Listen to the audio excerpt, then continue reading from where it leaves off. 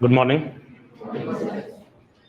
ನಿಮಗೆ ಹಿಸ್ಟ್ರಿ ಅನ್ನೋಂಥ ಟಾಪಿಕ್ ಏನಿದೆ, ಈ ಹಿಸ್ಟ್ರಿ ಟಾಪಿಕ್ ಪ್ರಾಬಬ್ಲಿ UPSC ಮತ್ತೆ KPSC ಸಿಲೆಬಸ್ ಅಲ್ಲಿ ಲಾರ್ಜೆಸ್ಟ್ ಟಾಪಿಕ್ ಅಂತ ಹೇಳ್ಬೋದು. ನಾವು ಹೈಯೆಸ್ಟ್ ಸಿಲೆಬಸ್ ನೋಡೋದು ನಾವು ಹಿಸ್ಟ್ರಿಯಲ್ಲೇ. ಕವರ್ ಮಾಡೋದಕ್ಕೆ ಜಾಸ್ತಿ ಟೈಮ್ ತಗೊಳ್ಳೋದು ಕೂಡ ಹಿಸ್ಟ್ರಿ ಸಬ್ಜೆಕ್ಟ್. ಸೊ ಇವತ್ತಿಂದ ನಿಮಗೆ ಹಿಸ್ಟ್ರಿ ಕ್ಲಾಸ್ ಸ್ಟಾರ್ಟ್ ಆಗ್ತಿರೋದನ್ನ ನೋಡ್ತಾ ಇದ್ದೀರಾ. ಹಿಸ್ಟ್ರಿ ಕ್ಲಾಸ್ ಸ್ಟಾರ್ಟ್ ಆಗೋದಕ್ಕಿಂತ ಮುಂಚೆ ಇವತ್ತಿನ ಕ್ಲಾಸ್ನಲ್ಲಿ ನಾವೇನ್ ಮಾಡೋಣ ಅಂತ ಹೇಳಿದ್ರೆ, ಹಿಸ್ಟ್ರಿಯಲ್ಲಿ ಏನೇನು ಕಂಟೆಂಟ್ಸ್ ಇರುತ್ತೆ, ಹಿಸ್ಟ್ರಿಯಲ್ಲಿ ನಾವು ಏನೇನು ಕವರ್ ಮಾಡ್ಕೊಳ್ತಾ ಇದ್ದೀವಿ, ಯಾವ್ಯಾವ ಟಾಪಿಕ್ಗಳನ್ನ ನಾವು ಕ್ಲಿಯರ್ ಮಾಡ್ಕೊಳ್ತಾ ಹೋಗ್ತೀವಿ ಅನ್ನೋದ್ರ ಬಗ್ಗೆ ಒಂದು ಇಂಟ್ರೊಡಕ್ಷನ್ ಕ್ಲಾಸ್ನ ನೋಡ್ಕೊಳ್ತಾ ಹೋಗೋಣ ಹಿಸ್ಟ್ರಿ ಬಗ್ಗೆ. ಅದಕ್ಕಿಂತ ಬಹಳ ಇಂಪಾರ್ಟೆಂಟ್ ಆಗಿರೋದು ಏನು ಅಂತ ಹೇಳಿದ್ರೆ, ಹಿಸ್ಟ್ರಿ ಅಂದ್ರೆ ಏನು ಅಂತ ಅರ್ಥ ಮಾಡ್ಕೋಬೇಕಾಗಿರೋದು ಅಲ್ವಾ. ಹಿಸ್ಟ್ರಿ ಓದಬೇಕು ಅಂತ ಹೇಳಿದ್ರೆ ಹಿಸ್ಟ್ರಿ ಅಂದ್ರೆ ಏನು, ಅದಕ್ಕಿರುವಂತ ಸುಮಾರು ಡೆಫಿನಿಷನ್ಸ್ ಏನೇನು ಅಂತ ಅರ್ಥ ಮಾಡ್ಕೊಳ್ಳೋದು ಬಹಳ ಇಂಪಾರ್ಟೆಂಟ್ ಆಗುತ್ತೆ. ನಮ್ಗೆ ಹಿಸ್ಟ್ರಿ ಇಂಡಿಯನ್ ಲ್ಯಾಂಗ್ವೇಜಸ್ ಅಲ್ಲಿ ನಾವೇನ ಇತಿಹಾಸ ಅಂತ ಕರಿತೀವಿ ಅಲ್ವಾ. ಹಿಸ್ಟ್ರಿಗೆ ನಾವು ಇತಿಹಾಸ ಅಂತ ಕರಿತೀವಿ, ಸಂಸ್ಕೃತದಲ್ಲೂ ಕೂಡ ಅದಕ್ಕೆ ಇತಿಹಾಸ ಅಂತ ಕರೀತಾರೆ. ಈ ಇತಿಹಾಸ ಅನ್ನೋಂಥ ಒಂದು ವರ್ಡ್ ಎಲ್ಲಿಂದ, ಇತಿಹಾಸ ಅನ್ನೋ ವರ್ಡ್ ಏನಿದೆ, ಆ ಇತಿಹಾಸ ಅನ್ನೋ ವರ್ಡ್ 3 ಪದಗಳಿಂದ ಆಗಿರೋದನ್ನ ನೋಡ್ತೀವಿ, 3 ವರ್ಡ್ಸ್ ಇಂದ ಆಗಿರೋದನ್ನ ನೋಡ್ತೀವಿ. ಇತಿ ಹ ಆಸ ಅಂದ್ರೆ ಹೇಗೆ ನಡೆದಿದ್ಯೋ ಹಾಗೆ, ಅದಕ್ಕೆ ಇತಿಹಾಸ ಅಂತ ಕರೆಯೋದನ್ನ ನಾವು ನೋಡ್ತೀವಿ. ಅಂದ್ರೆ ಇತಿಹಾಸ ಅಂದ್ರೆ ಏನು, ಹೇಗೆ ನಡೆದಿದ್ಯೋ ಹಾಗೆ ಡಾಕ್ಯುಮೆಂಟ್ ಮಾಡ್ಕೊಳ್ಳೋದನ್ನ ನಾವು ಇತಿಹಾಸ ಅಂತ ಕರಿಬಹುದು, or we can call it as history. So ಇತಿಹಾಸ ಅನ್ನೋದಕ್ಕೆ ನಾವು ಡೆಫಿನೇಷನ್ ನೋಡ್ಕೊಂಡ್ವಿ. ಅದ್ರ ಆಕ್ಚುಲ್ ಆಗಿ ಹಿಸ್ಟ್ರಿ ಅನ್ನುವಂಥ ಒಂದು ಎಟಿಮಾಲಜಿ ಏನಿದೆ, ಅದನ್ನ ಹೆಸರೇನಿದೆ, ಹಿಸ್ಟ್ರಿ ಅನ್ನುವಂಥ ಒಂದು ವರ್ಡ್ ಏನಿದೆ, ಅದು ಎಲ್ಲಿಂದ ಶುರು ಆಯ್ತು ಅಂತ ಹೇಳಿದ್ರೆ, ಗ್ರೀಕ್ ನಲ್ಲಿ ಹಿಸ್ಟೋರಿಯಾ ಅಂತ ಫಸ್ಟ್ ಟೈಮ್ ಇಂಟ್ರೊಡ್ಯೂಸ್ ಮಾಡ್ಕೊಳ್ತಾ, ಅಥವಾ ಹಿಸ್ಟೋರಿಯಾ ಅಂತ ಹೇಳ್ಬಿಟ್ಟು ಫಸ್ಟ್ ಟೈಮ್ ಯೂಸ್ ಮಾಡ್ಕೊಳ್ಳೋದನ್ನ ನೋಡ್ತೀವಿ ನಾವು. ಹಿಸ್ಟೋರಿ ಅಂದ್ರೆ ಏನಂತ ಕರೀತಾರೆ ಅವರು, ಗ್ರೀಕ್ ಹಿಸ್ಟೋರಿಯನ್ಸ್. ಹಿಸ್ಟೋರಿಯಾ ಅಂತ ಹೇಳಿದ್ರೆ ಎನ್ಕ್ವೈರಿ ಅಂತ ಕರೆಯೋದನ್ನ ನೋಡ್ತೀವಿ ನಾವು. ಹಿಸ್ಟೋರಿ ಅಂತ ಹೇಳಿದ್ರೆ ನಾಲೆಡ್ಜ್ ಗೈನ್ಡ್ ಬೈ ಇನ್ವೆಸ್ಟಿಗೇಷನ್ ಮಾಡೋ ಮುಖಾಂತರ ಏನ್ ನಾಲೆಡ್ಜ್ ಬರುತ್ತೆ ನಮ್ಗೆ, ಅದನ್ನ ಹಿಸ್ಟ್ರಿ ಅಂತ ಕರ್ಕೊಳ್ಳೋದನ್ನ ನಾವು ನೋಡ್ತೀವಿ ಏನ್ಷಿಯಂಟ್ ಗ್ರೀಕ್ಸ್. ಅದಾದ್ಮೇಲ್ಗಡೆಗೆ ಹಿಸ್ಟ್ರಿ ಅನ್ನೋದಕ್ಕೆ ಡೆಫಿನೇಷನ್ ಚೇಂಜ್ ಆಗ್ತಾ ಹೋಗೋದನ್ನ ನೋಡ್ತೀವಿ ನಾವು. ಅಥವಾ ಹಿಸ್ಟ್ರಿ ಅನ್ನೋದಕ್ಕೆ ಸುಮಾರು ಜನ ಹಿಸ್ಟೋರಿಯನ್ಸ್ ಸುಮಾರು ತರದ ಡೆಫಿನೇಷನ್ಸ್ ಗಳನ್ನ ಕೊಟ್ಟಿರೋದನ್ನ ನಾವು ನೋಡ್ತೀವಿ. ಸೊ ಹಿಸ್ಟ್ರಿ ಅನ್ನೋದಕ್ಕೆ ನಾವು ನೋಡ್ತೀವಿ, ಇತಿಹಾಸ ಅನ್ನೋದಕ್ಕೆ ಹೇಗೆ ನಡೆದಿದೆಯೋ ಹಾಗೆ ಡಾಕ್ಯುಮೆಂಟ್ ಮಾಡ್ಕೊಳ್ಳೋದನ್ನ ನಾವು ಇತಿಹಾಸ ಅಂತ ಇಲ್ಲಿ ಕರ್ಕೊಂಡ್ರೆ, ಬೇರೆ ಬೇರೆ ತರದ ಇಂಟರ್ಪ್ರಿಟೇಷನ್ ಹಿಸ್ಟ್ರಿ ಡೆಫಿನೇಷನ್ಗೆ ಇರೋದನ್ನ ನಾವು ನೋಡ್ತೀವಿ. ಅದೇನೇನು ಇಲ್ಲಿ ನೋಡ್ಬೋದು ನಾವು, study and documentation of the past. Simple ಹಿಸ್ಟ್ರಿದು ಸಿಂಪಲ್ ಡೆಫಿನೇಷನ್ ಏನಂತ ಹೇಳಿದ್ರೆ, ಹಿಂದ್ಗಡೆ ನಡೆದಿರೋದನ್ನ ಓದೋದು, ಹಿಂದ್ಗಡೆ ನಡೆದಿರೋದನ್ನ ಡಾಕ್ಯುಮೆಂಟ್ ಮಾಡ್ಕೊಳ್ಳೋದು, ಸಿಂಪಲ್. ಈ ಹೇಗಿದೆಯೋ ಹಾಗೆ ಡಾಕ್ಯುಮೆಂಟ್ ಮಾಡ್ಕೊಳ್ಳೋದನ್ನ ನಾವು ಹಿಸ್ಟ್ರಿ ಅಂತ ಕರಿಬಹುದು ಅಂತ ಕರೀತಾರೆ. ಇನ್ನ ಸ್ವಲ್ಪ ಡೆವಲಪ್ ಆಗುತ್ತೆ, ಸ್ವಲ್ಪ ಹಿಸ್ಟ್ರಿ ಬರೆಯುವಂತ ಹಿಸ್ಟೋರಿಯನ್ಸ್ ಅಲ್ಲಿ ಸ್ವಲ್ಪ ಕಾಲಚಕ್ರ ಉಳ್ತಾ ಹೋದಂಗೆ ಹಿಸ್ಟ್ರಿಯ ಡೆಫಿನೇಷನ್ ಅಲ್ಲಿ ಚೇಂಜ್ ಆಗ್ತಾ ಹೋಗೋದನ್ನ ನೋಡ್ತೀವಿ ನಾವು. ಹಿಸ್ಟ್ರಿ ಅಂದ್ರೆ ಏನಿತ್ತು, study and documentation of the past ಅಂತ ನೋಡ್ತೀವಿ. ಪಾಸ್ಟ್ ಎಲ್ಲಿ ತನಕ ಹೋಗುತ್ತೆ,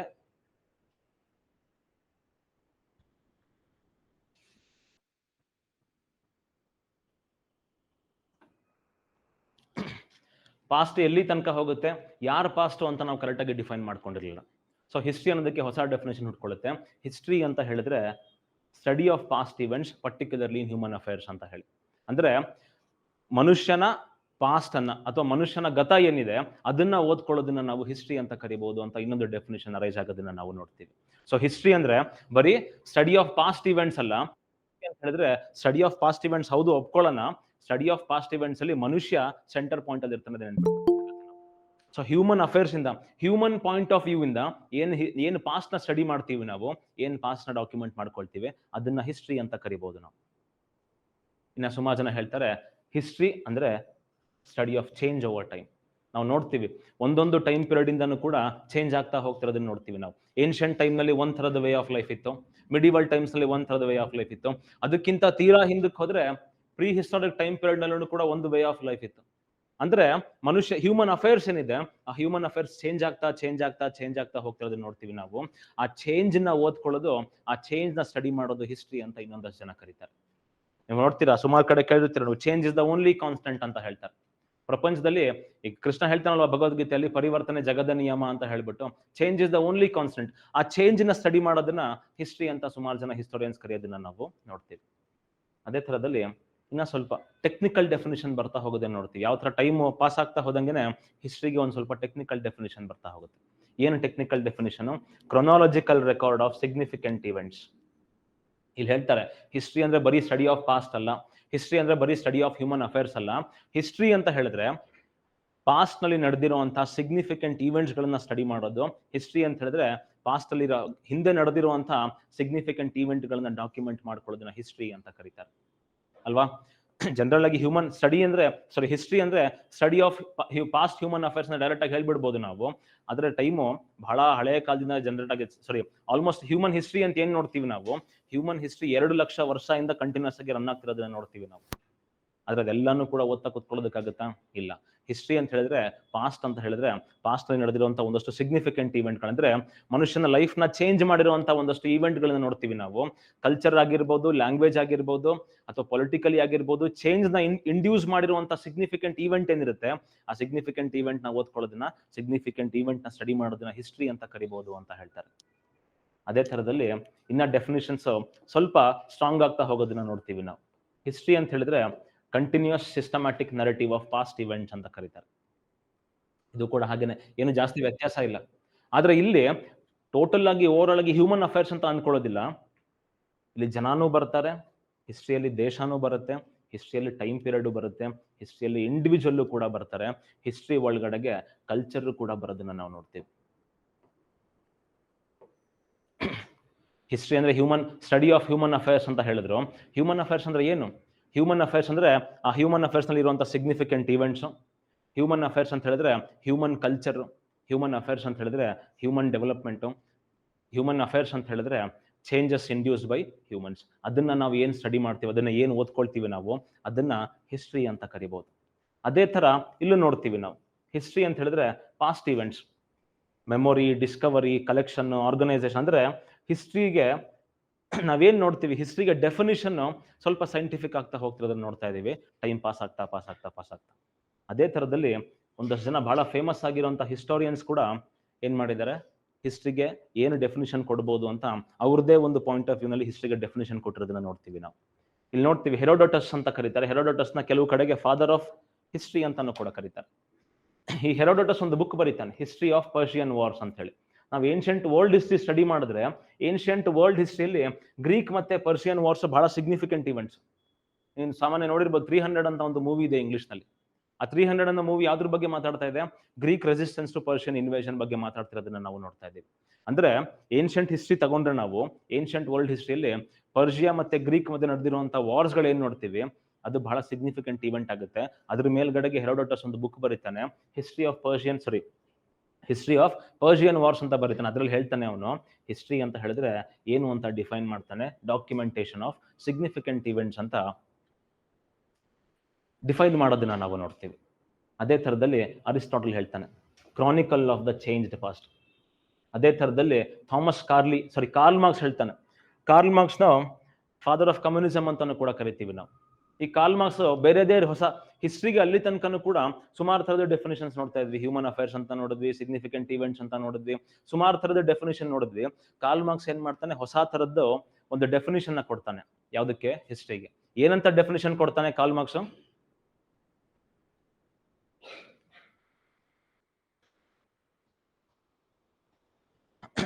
ಕಾರ್ಲ್ ಮಾರ್ಕ್ಸ್ ಏನಂತ ಡೆಫಿನೇಷನ್ ಕೊಡ್ತಾನೆ? ಕಾರ್ಲ್ ಮಾರ್ಕ್ಸ್ ಅಂದ್ರೆ ಹಿಸ್ಟ್ರಿ ಅಂತ ಹೇಳಿದ್ರೆ struggle between haves and have knots ಅಂತ ಒಂದು ಡೆಫಿನೇಷನ್ ಕೊಡೋದನ್ನ ನೋಡ್ತೀವಿ. ಇದ್ದವರು ಮತ್ತೆ ಇಲ್ದಿರೋರ ಮಧ್ಯೆ ನಡೆದಿರುವಂತ ಸ್ಟ್ರಗಲ್ ಏನಿದೆ, ಆ ಸ್ಟ್ರಗಲ್ ನ ನಾವು ಹಿಸ್ಟ್ರಿ ಅಂತ ಕರಿಬಹುದು ಅಂತ ಕಾರ್ಲ್ ಮಾರ್ಕ್ಸ್ ಹೇಳೋದನ್ನ ನಾವು ನೋಡ್ತೀವಿ. ಅದೇ ತರದಲ್ಲಿ ಥಾಮಸ್ ಕಾರ್ಲೆ ಹೇಳ್ತಾನೆ, ಬಯೋಗ್ರಫಿ ಆಫ್ ಇಂಡಿವಿಜುವಲ್ಸ್ ಅಂತ ಹೇಳ್ತಾನೆ. ಅಂದ್ರೆ ಈ ಇಂಡಸ್ಟ್ರಿಯಲೈಸೇಷನ್ ಆಗ್ತಿರುವಂತ ಟೈಮ್ ಪೀರಿಯಡ್ ಯುರೋಪ್ ನಲ್ಲಿ, ಆ ಟೈಮಲ್ಲಿ ಬಂದಿರುವಂತ ಹಿಸ್ಟೋರಿಯನ್ ಏನಂತ ಹೇಳ್ತಾನೆ, ಹಿಸ್ಟ್ರಿ ಅಂತ ಹೇಳಿದ್ರೆ ಬಯೋಗ್ರಫಿ ಆಫ್ ಇಂಡಿವಿಜುವಲ್ಸ್. ಹಿಸ್ಟ್ರಿ ಅಂತ ಹೇಳಿದ್ರೆ ಅದಕ್ಕಿಂತ ಮುಂಚೆ ನೋಡ್ಕೊಂಡ್ರೆ ನಾವು ಸಿಗ್ನಿಫಿಕೆಂಟ್ ಈವೆಂಟ್ಸ್ ಅಂತ ಹೇಳಿದ್ವಿ. ಆ ಸಿಗ್ನಿಫಿಕೆಂಟ್ ಈವೆಂಟ್ ಗಳಲ್ಲಿ ಪಾರ್ಟಿಸಿಪೇಟ್ ಮಾಡಿರುವಂತವ್ರು ಸಿಗ್ನಿಫಿಕೆಂಟ್ ಇಂಡಿವಿಜುವಲ್ಸ್. ಒಬ್ಬ ವ್ಯಕ್ತಿ ಅಥವಾ ಒಂದು ಗ್ರೂಪ್ ಆಫ್ ಪೀಪಲ್ ಏನ್ ಮಾಡಿರುತ್ತೆ, ಹಿಸ್ಟ್ರಿನ ಚೇಂಜ್ ಮಾಡಿಬಿಟ್ಟಿರುತ್ತೆ. ಅದಕ್ಕೆ ಇವನೇ ಹೇಳ್ತಾನೆ, ಹಿಸ್ಟ್ರಿ ಅಂತ ಹೇಳಿದ್ರೆ ಬಯೋಗ್ರಫಿ ಆಫ್ ಇಂಡಿವಿಜುವಲ್ಸ್ ಅಂತ ಹೇಳ್ತಾರೆ. ಸಿಗ್ನಿಫಿಕೆಂಟ್ ಈವೆಂಟ್ಸ್ ಅಲ್ಲ ಹಿಸ್ಟ್ರಿ ಅಂತ ಹೇಳಿದ್ರೆ ಸಿಗ್ನಿಫಿಕೆಂಟ್ ಇಂಡಿವಿಜುವಲ್ಸ್ ಅಂತ ಹೇಳೋದನ್ನ ನಾವು ನೋಡ್ತೀವಿ. ಅಂದ್ರೆ ಒಬ್ಬ ವ್ಯಕ್ತಿ ಹಿಸ್ಟ್ರಿನ ಚೇಂಜ್ ಮಾಡಿರುವಂತಹ ಇನ್ಸ್ಟೆನ್ಸಸ್ ಗಳನ್ನ ಸಾಕಷ್ಟು ಸರಿ ನೋಡಿದ್ದೀವಿ ನಾವು. ಸೊ ಅದಕ್ಕೋಸ್ಕರ ಹಿಸ್ಟ್ರಿ ಅಂತ ಹೇಳಿದ್ರೆ ಬಯೋಗ್ರಫಿ ಆಫ್ ಇಂಡಿವಿಜುವಲ್ಸ್ ಅಂತ ಥಾಮಸ್ ಕಾರ್ಲೆ ಹೇಳೋದನ್ನ ನಾವು ನೋಡ್ತೀವಿ. ಅದೇ ತರದಲ್ಲಿ ಜವಾಹರ್ಲಾಲ್ ನೆಹರು ಅವ್ರ ಬುಕ್ ಅಲ್ಲಿ ಬರ್ಕೊಳ್ತಾರೆ. ಯಾವ ಬುಕ್ ಬರ್ದಿರೋದು Jawaharlal Nehru? Discovery of India ಅಂತ ಒಂದು ಬುಕ್ ಬರ್ದಿದ್ದಾರೆ. ಆ ಡಿಸ್ಕವರಿ ಆಫ್ ಇಂಡಿಯಾದಲ್ಲಿ ಡಿಫೈನ್ ಮಾಡ್ತಾರೆ ಇವ್ರ ಪ್ರಕಾರ ಹಿಸ್ಟ್ರಿ ಅಂದ್ರೆ ಏನು. ಹಿಸ್ಟ್ರಿ ಅಂತ ಹೇಳಿದ್ರೆ study of man's progress from barbarism to civilisation.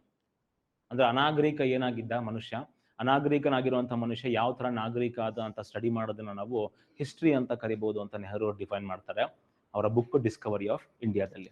ಈ ತರ ಸುಮಾರು ಡೆಫಿನಿಷನ್ಸ್ ಇರೋದನ್ನ ನೋಡ್ತೀವಿ ನಾವು ಹಿಸ್ಟ್ರಿಗೆ. ಸೊ ಫೈನಲ್ ಆಗಿ ಏನ್ ಕನ್ಕ್ಲೂಡ್ ಮಾಡ್ಬೋದು, ಹಿಸ್ಟ್ರಿ ಅಂತ ಹೇಳಿದ್ರೆ, ಹಿಸ್ಟ್ರಿ ಅಂದ್ರೆ ಹೌದು, ಹಿಸ್ಟ್ರಿ ಅಂದ್ರೆ study of past events, ಒಪ್ಕೊಳ್ಳೋಣ.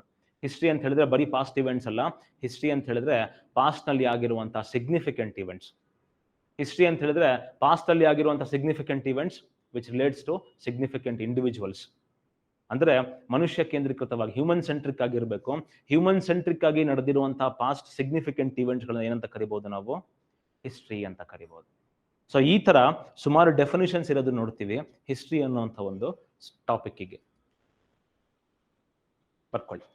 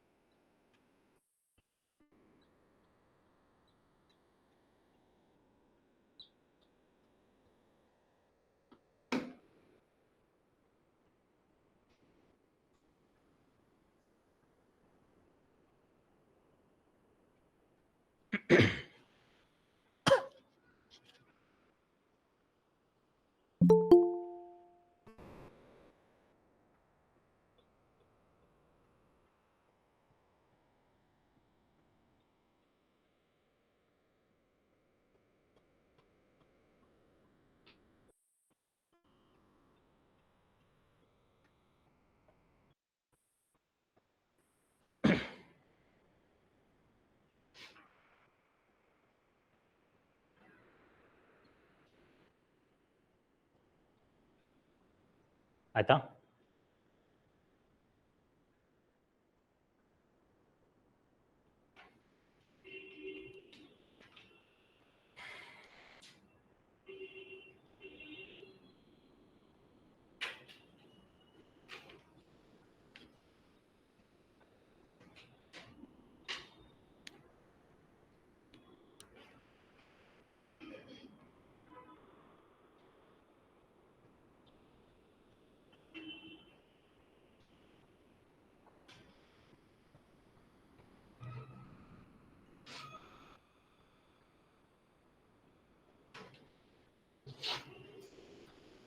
So ಇಷ್ಟೊಂದು ಡೆಫಿನಿಷನ್ ಇರುವಂತ ಹಿಸ್ಟ್ರಿ ಅನ್ನೋ ಟಾಪಿಕ್ ಏನಕ್ಕೆ ಓದಬೇಕು, ಅಂತ ಹೇಳಿದ್ರೆ ನಾವು ನೋಡ್ತೀವಿ, ನಾವು ಎಸ್ಪೆಷಲಿ ಇವತ್ತು ಏನ್ ಸಬ್ಜೆಕ್ಟ್ ನೋಡ್ತಾ ಇದೀವಿ ಇದು ಕಂಪ್ಲೀಟ್ ಹಿಸ್ಟ್ರಿ ಸ್ಟಡಿ ಮಾಡ್ತಿಲ್ಲ, ಕಂಪ್ಲೀಟ್ ಹಿಸ್ಟ್ರಿ ಓದ್ತಾ ಇಲ್ಲ ನಾವು.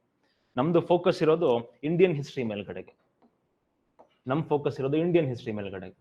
ಸೊ ಇಂಡಿಯನ್ ಹಿಸ್ಟ್ರಿನ ಏನಕ್ಕೆ ಓದಬೇಕು, ಅಂತ ಹೇಳಿದ್ರೆ ನಮ್ ಕಲ್ಚರ್ ಆಗಿರ್ಬೋದು ಅಥವಾ ಇಂಡಿಯನ್ ಸಿವಿಲೈಸೇಷನ್ ಅಂತ ಏನ್ ಕರಿತೀವಿ, ಇಂಡಿಯನ್ ಸಿವಿಲೈಸೇಷನ್ ಬಹಳ ಡೈವರ್ಸ್ ಆಗಿರೋದನ್ನ ನೋಡ್ತೀವಿ ನಾವು. ಒಂದೊಂದು ಇಂಡಿಯನ್ ಸಿವಿಲೈಸೇಷನ್ ಒಳಗಡೆಗೆ ಸುಮಾರು ಸಣ್ಣ ಸಣ್ಣ ಕಲ್ಚರ್ಗಳು ಬರುತ್ತೆ, ಸುಮಾರು ಕಲ್ಚರಲ್ ಡೈವರ್ಸಿಟಿಗಳನ್ನ ನೋಡ್ತೀವಿ ನಾವು, ಲಿಂಗ್ವಿಸ್ಟಿಕ್ ಡೈವರ್ಸಿಟಿ ನೋಡ್ತೀವಿ ಅಲ್ವಾ.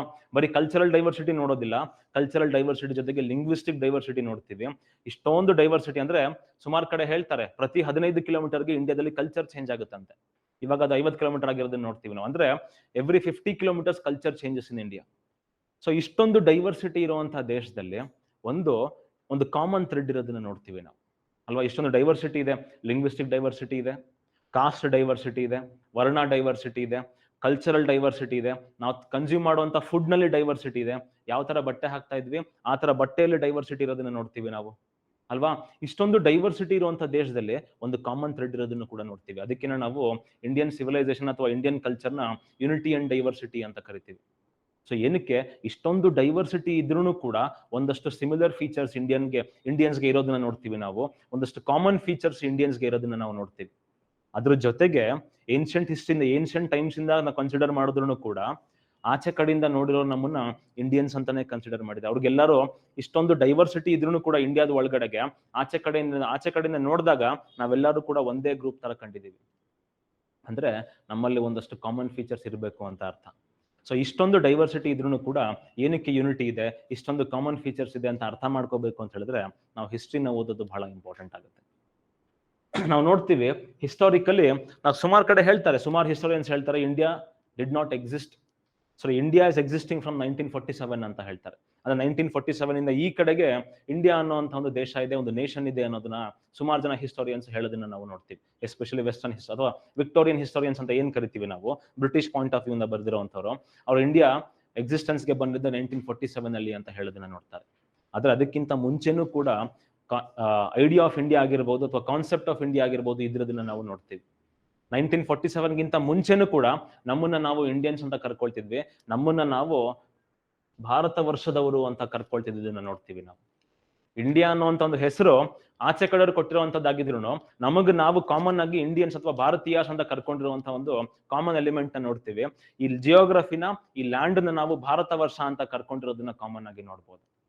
ಸೊ ಹಾಗಾಗಿ ಇಷ್ಟೊಂದು ಡಿಫ್ರೆನ್ಸ್ ಇದೆ, ಇಷ್ಟೊಂದು ಕಲ್ಚರಲ್ ಡಿಫ್ರೆನ್ಸಸ್ ಇದೆ, ಆದ್ರೂ ಕೂಡ ಏನಕ್ಕೆ ನಮ್ಮ ಹತ್ರ ಕಾಮನ್ ಫೀಚರ್ಸ್ ಇದೆ, ಆದ್ರೂ ಕೂಡ ನಮ್ಮಲ್ಲಿ ಯೂನಿಟಿ.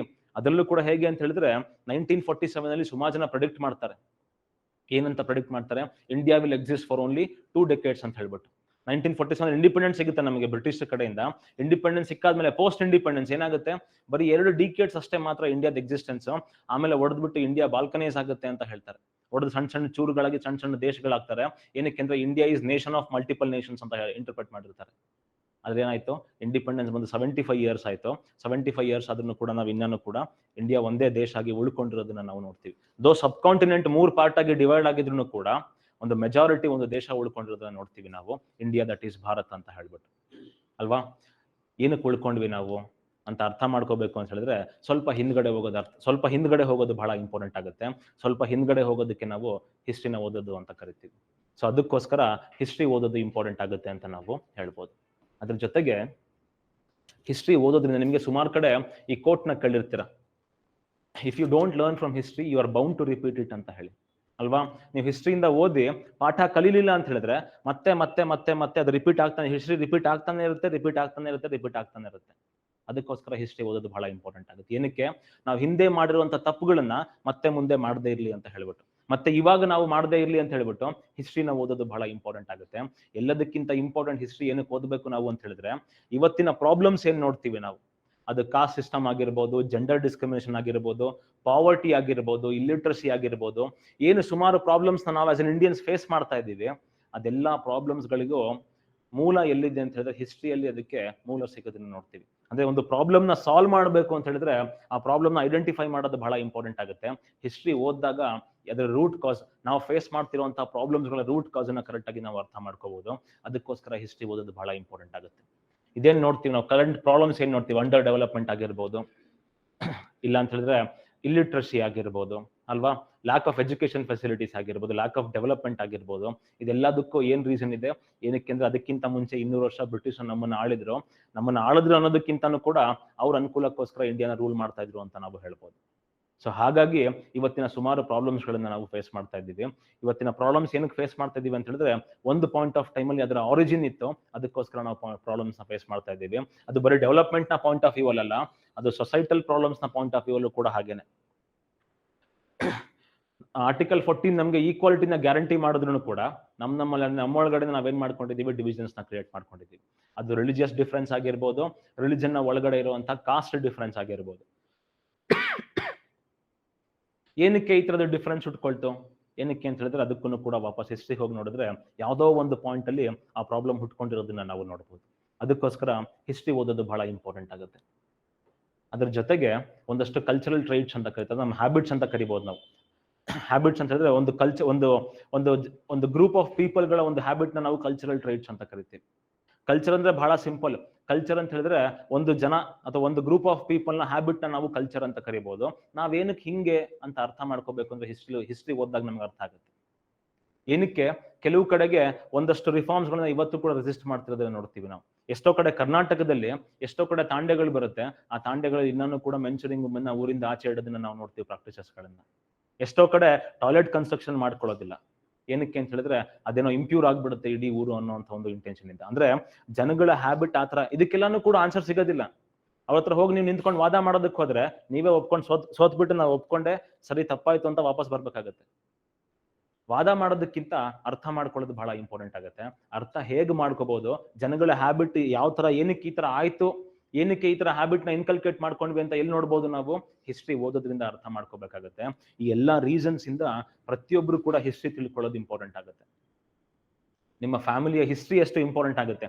ನೀವ್ ಯಾರು, ನಿಮ್ ಪೇರೆಂಟ್ಸ್ ಯಾರು, ಅವ್ರ ಪೇರೆಂಟ್ಸ್ ಯಾರು, ಅವ್ರ ಪೇರೆಂಟ್ಸ್ ಯಾರು ಅಂತ ಆ ಫ್ಯಾಮಿಲಿ ಹಿಸ್ಟ್ರಿ ತಿಳ್ಕೊಳ್ಳೋದು ಎಷ್ಟು ಇಂಪಾರ್ಟೆಂಟ್ ಆಗುತ್ತೋ, ಅದೇ ತರದಲ್ಲಿ ನಮ್ಮ ದೇಶದ ಹಿಸ್ಟ್ರಿ ತಿಳ್ಕೊಳ್ಳೋದು ಕೂಡ ಬಹಳ ಇಂಪಾರ್ಟೆಂಟ್ ಆಗುತ್ತೆ ಅಲ್ವಾ? ನಾನು ಯಾರು ಅಂತ ಕೇಳಿದ್ರೆ ಇವ್ರ ಮಗ ಅಂತ ಹೇಳ್ತೀವಿ. ಅದೇ ತರ ನಾನು ಯಾರು ಅಂತ ಹೇಳಿದ್ರೆ ಆಮೇಲೆ ಇಂಡಿಯನ್ ಅಂತ ಹೇಳ್ಕೋಬೇಕು ಅಂತ ಹೇಳಿದ್ರೆ ಇಂಡಿಯಾ ಅಂದ್ರೆ ಏನು ಅಂತ ಅರ್ಥ ಮಾಡ್ಕೊಂಡಿರ್ಬೇಕು. ಇಂಡಿಯಾ ಅಂದ್ರೆ ಏನು ಅಂತ ಅರ್ಥ ಮಾಡ್ಕೋಬೇಕು ಅಂತ ಹೇಳಿದ್ರೆ ಅದ್ರ ಹಿಸ್ಟ್ರಿ ಅರ್ಥ ಮಾಡ್ಕೊಂಡಿದ್ರೆ ಮಾತ್ರ ಅರ್ಥ ಆಗುತ್ತೆ, ಇಲ್ಲ ಅಂತ ಹೇಳಿದ್ರೆ ಇಲ್ಲ. ಸೊ ಎಲ್ಲಾ ರೀಸನ್ಸ್ ಇಂದ ನಾವು ಹಿಸ್ಟ್ರಿ ಓದೋದು ಬಹಳ ಇಂಪಾರ್ಟೆಂಟ್ ಆಗುತ್ತೆ. ಅದಕ್ಕಿಂತ ಇಂಪಾರ್ಟೆಂಟ್ ಹಿಸ್ಟ್ರಿ ಏನಕ್ಕೆ ಓದಬೇಕು? ಎಲ್ಲದಕ್ಕಿಂತ ಇಂಪಾರ್ಟೆಂಟ್, ಎಲ್ಲ ರೀಸನ್ಸ್ಗಿಂತ ಇಂಪಾರ್ಟೆಂಟ್ ಏನಕ್ಕೆ ಓದ್ಬೇಕು ಹಿಸ್ಟ್ರಿನ? ಏನಕ್ಕೆ ಸ್ಕೂಲಲ್ಲಿ ಏನಕ್ಕೆ ಓದಿದ್ರಿ ಹಿಸ್ಟ್ರಿ ನೀವು? ಕರೆಕ್ಟ್. ಹಿಸ್ಟ್ರಿ ಏನಕ್ಕೆ ಓದ್ಬೇಕಂತ ಹೇಳಿದ್ರೆ ಎಕ್ಸಾಮ್ ನ ಕ್ಲಿಯರ್ ಮಾಡ್ಬೇಕಲ್ವಾ ನೀವು, ಅಲ್ವಾ? ಹಿಸ್ಟ್ರಿ ಏನಕ್ಕೆ ಓದ್ತೀರಾ ನೀವು ಅಂತ ಹೇಳಿದ್ರೆ, ಸರಿ ಇದೆಲ್ಲ ಹೇಳ್ದಾಗ ಸೊ ಸರಿ ನಾನು ಹಿಸ್ಟ್ರಿ PhD ಮಾಡ್ಬಿಡ್ಬೇಕು ಅಂತನಾ? ಇಲ್ಲ. ಇದೆಲ್ಲದು ಒಂದ್ ಕಡೆಗಾದ್ರೆ ಅದರಷ್ಟೇ ವೆಯ್ಟ್ ಇರೋದು ಎಕ್ಸಾಮ್ಗೆ. ಸೊ ಹಿಸ್ಟ್ರಿ ಏನಕ್ಕೆ ಓದಬೇಕು ಅಂತ ಹೇಳಿದ್ರೆ ಎಕ್ಸಾಮ್ ಅಲ್ಲಿ 10-15 ಕ್ವಶನ್ ಕಂಪಲ್ಸರಿ ಬಂದೇ ಬರುತ್ತೆ. UPSC ಅಲ್ಲಿ KPSC ಹೋದ್ರೆ 20 ಕ್ವಶನ್ ಕಂಪಲ್ಸರಿ ಬಂದೇ ಬರುತ್ತೆ. ಆ 20 ಕ್ವಶನ್ ಅಲ್ಲಿ ನೀವು ಒಳಗಿರ್ತಿರೋ ನೀವು ಆಚೆ ಇರ್ತಿರೋ ಅಂತ ಡಿಸಿಷನ್ ತಗೊಳ್ಬೇಕಾಗತ್ತೆ. ಅದಕ್ಕೋಸ್ಕರ ಎಕ್ಸಾಮ್ ನ ಕ್ಲಿಯರ್ ಮಾಡೋದಕ್ಕೋಸ್ಕರ ಹಿಸ್ಟ್ರಿ ಓದ್ಬೇಕಾಗತ್ತೆ. ಅದೆಲ್ಲ ಒಂದ್ ಕಡೆಗೆ ಬರ್ಕೊಳ್ಳಿ.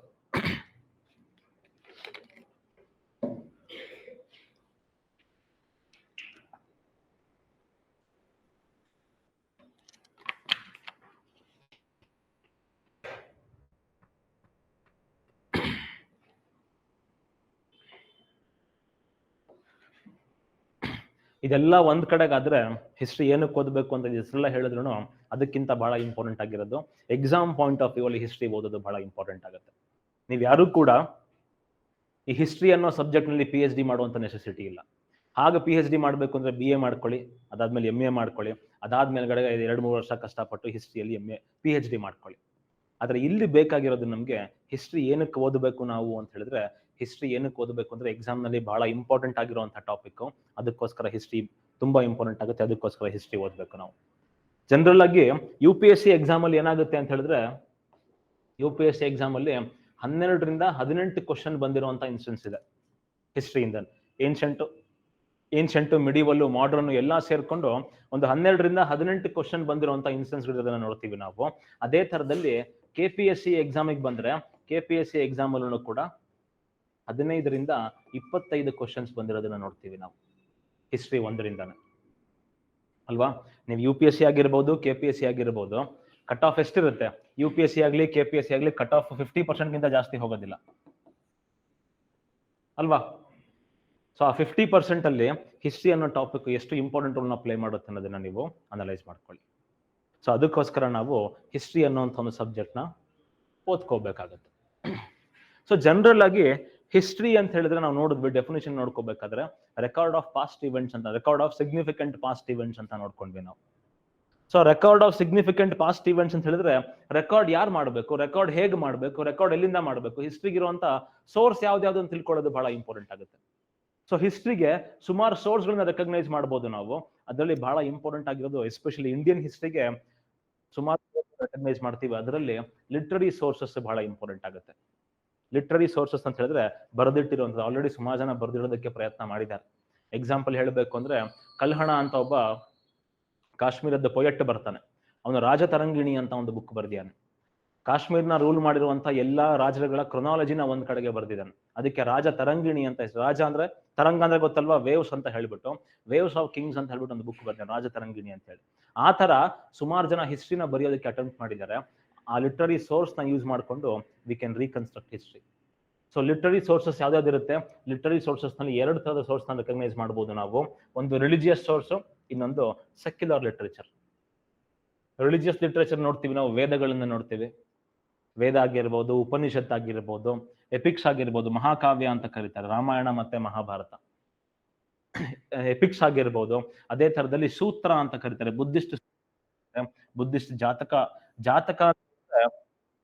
ಈ ಬುದ್ಧನ ಲೈಫ್ ಸ್ಟೋರಿನ, ಅಥವಾ ಬುದ್ಧ ಏನು ಆಕ್ಚುಲಿ ಬುದ್ಧಿಸ್ಟ್ ಹಿಸ್ಟ್ರಿಯಲ್ಲಿ ಹೇಗೆ ಅಂತ ಹೇಳಿದ್ರೆ, ಬುದ್ಧ ನಾವೇನ್ ಗೌತಮ ಬುದ್ಧ ಅಂತ ನೋಡ್ತೀವಿ, ಆ Gautama Buddha is the 500th incarnation of Buddha ಅಂತೆ.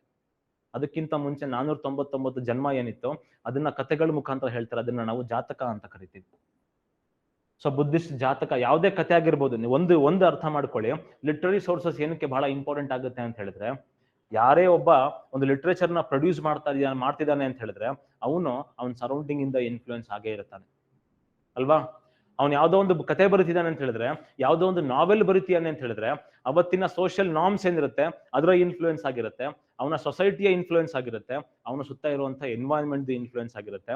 ಸೊ ಹಾಗಾಗಿ ಲಿಟ್ರರಿ ಸೋರ್ಸಸ್ ನ ಸ್ಟಡಿ ಮಾಡಿದಾಗ ಅವತ್ತಿನ ಟೈಮ್ ಪೀರಿಯಡ್ ಜನ ಯಾವ ತರ ಬಟ್ಟೆ ಹಾಕೊಳ್ತಾ ಇದ್ರು, ಯಾವ ತರ ಮಾತಾಡ್ತಾ ಇದ್ರು, ಏನ್ ತಿಂತಾ ಇದ್ರು ಅನ್ನೋದು ನಮ್ಗೆ ತುಂಬಾ ನೀಟಾಗಿ ಗೊತ್ತಾಗೋದನ್ನ ನಾವು ನೋಡ್ತೀವಿ. ಅದ್ರ ಜೊತೆಗೆ ಇಲ್ಲೇನ್ ನೋಡ್ತೀವಿ ನಾವು, ವೇದ ಆಗಿರ್ಬೋದು. ವೇದಾಸಲ್ಲೂ ಕೂಡ ಹಾಗೇನೆ. ವೇದಾಸಲ್ಲಿ ಋಗ್ವೇದ ಅಂತ ಬರುತ್ತೆ. ಈ ಋಗ್ವೇದದಲ್ಲಿ ಗಂಗೆ ಬಗ್ಗೆ ಒಂದೇ ಒಂದು ಸರಿ ಮೆನ್ಷನ್ಸ್ ಇರೋದನ್ನ ನೋಡ್ತೀವಿ ನಾವು. ಒಂದೇ ಸರಿ ಮೆನ್ಷನ್ ಮಾಡಿದ್ದಾರೆ ಗಂಗಾ ಅಂತ ಹೇಳ್ಬಿಟ್ಟು. ಋಗ್ವೇದ ಟೈಮ್ ನಲ್ಲಿ ಬಹಳ ಇಂಪಾರ್ಟೆಂಟ್ ಆಗಿರುವಂತ ರಿವರ್ ಯಾವ್ದಾಗಿತ್ತು ಅಂದ್ರೆ ಸಿಂಧು ಮತ್ತೆ ಸರಸ್ವತಿ. ಅಂದ್ರೆ ಏನ್ ಅರ್ಥ ಮಾಡ್ಕೋಬೇಕು ನಾವಲ್ಲಿ, ಏನ್ ಅರ್ಥ ಮಾಡ್ಕೊಳ್ತೀವಿ ಅಂತ ಹೇಳಿದ್ರೆ, ಋಗ್ವೇದದ ಜನ ಆ ಸಿಂಧು ಮತ್ತೆ ಸರಸ್ವತಿ ರಿವರ್ ವ್ಯಾಲೀಸ್ ಏನಿದೆ, they lived in Sindhu and Saraswati river valleys ಅಂತ ಹೇಳ್ಬೋದು ನಾವು. ಅಂದ್ರೆ ಏನಕ್ಕೆ ಹೇಳ್ತಾ ಇದೀವಿ ಅಂತ ಹೇಳಿದ್ರೆ, ಹಿಸ್ಟ್ರಿನ ರೀಕನ್ಸ್ಟ್ರಕ್ಟ್ ಮಾಡೋದಕ್ಕೆ ಲಿಟ್ರರಿ ಸೋರ್ಸಸ್ ಬಹಳ ಇಂಪಾರ್ಟೆಂಟ್ ಆಗುತ್ತೆ. ಇವೆಲ್ಲನೂ ಕೂಡ ಒಂದು ಕಡೆ ರಿಲಿಜಿಯಸ್ ಟೆಕ್ಸ್ಟ್ ಆದ್ರೆ, ಇನ್ನೊಂದು ಕಡೆ ನಾನ್ ರಿಲಿಜಿಯಸ್ ಟೆಕ್ಸ್ಟ್ ಅಥವಾ ಸೆಕ್ಯುಲರ್ ಟೆಕ್ಸ್ಟ್ ಗಳು ಕೂಡ ಇಂಪಾರ್ಟೆಂಟ್ ಆಗುತ್ತೆ. ಯಾವ್ದಾವ್ದು ಸೆಕ್ಯುಲರ್ ಟೆಕ್ಸ್ಟ್ ಗಳು, ಧರ್ಮಶಾಸ್ತ್ರಗಳು ಇಂಪಾರ್ಟೆಂಟ್ ಆಗುತ್ತೆ. ಧರ್ಮಶಾಸ್ತ್ರ ಅಂತ ಹೇಳಿದ್ರೆ ಒಂದು ರೀತಿಯಲ್ಲಿ ಲಾ ಬುಕ್ ಅಂತ ಅನ್ಕೊಳ್ಳಿ. ಈ ಧರ್ಮಶಾಸ್ತ್ರಗಳು ಇಂಪಾರ್ಟೆಂಟ್ ಆಗುತ್ತೆ. ಅದೇ ತರದಲ್ಲಿ ಕೌಟಿಲ್ಯಂದು ಅರ್ಥಶಾಸ್ತ್ರ ಇಂಪಾರ್ಟೆಂಟ್ ಆಗುತ್ತೆ.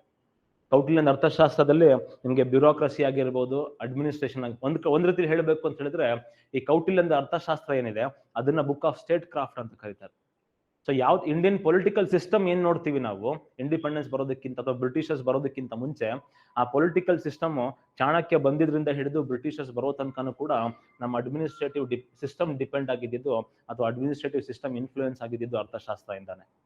ಸೊ ಹಾಗಾಗಿ ಅರ್ಥಶಾಸ್ತ್ರದ ಬಗ್ಗೆ ಅರ್ಥಶಾಸ್ತ್ರದಿಂದಲೂ ಕೂಡ ನಾವು ರೀಕನ್ಸ್ಟ್ರಕ್ಟ್ ಮಾಡ್ಬೋದು. ಪಾಣಿನಿ 6th century BC ಯಲ್ಲಿ ಅಷ್ಟಾಧ್ಯಾಯಿ ಅಂತ ಒಂದು ಬುಕ್ ಬರೀತಾನೆ. ಈ ಅಷ್ಟಾಧ್ಯಾಯಿ ಪ್ರಾಬಬ್ಲಿ ಪ್ರಪಂಚದ ಓಲ್ಡೆಸ್ಟ್ ಗ್ರಾಮರ್ ಬುಕ್ ಅಂತ ಹೇಳ್ಬೋದು ನಾವು ಸಂಸ್ಕೃತ ಇಂದ.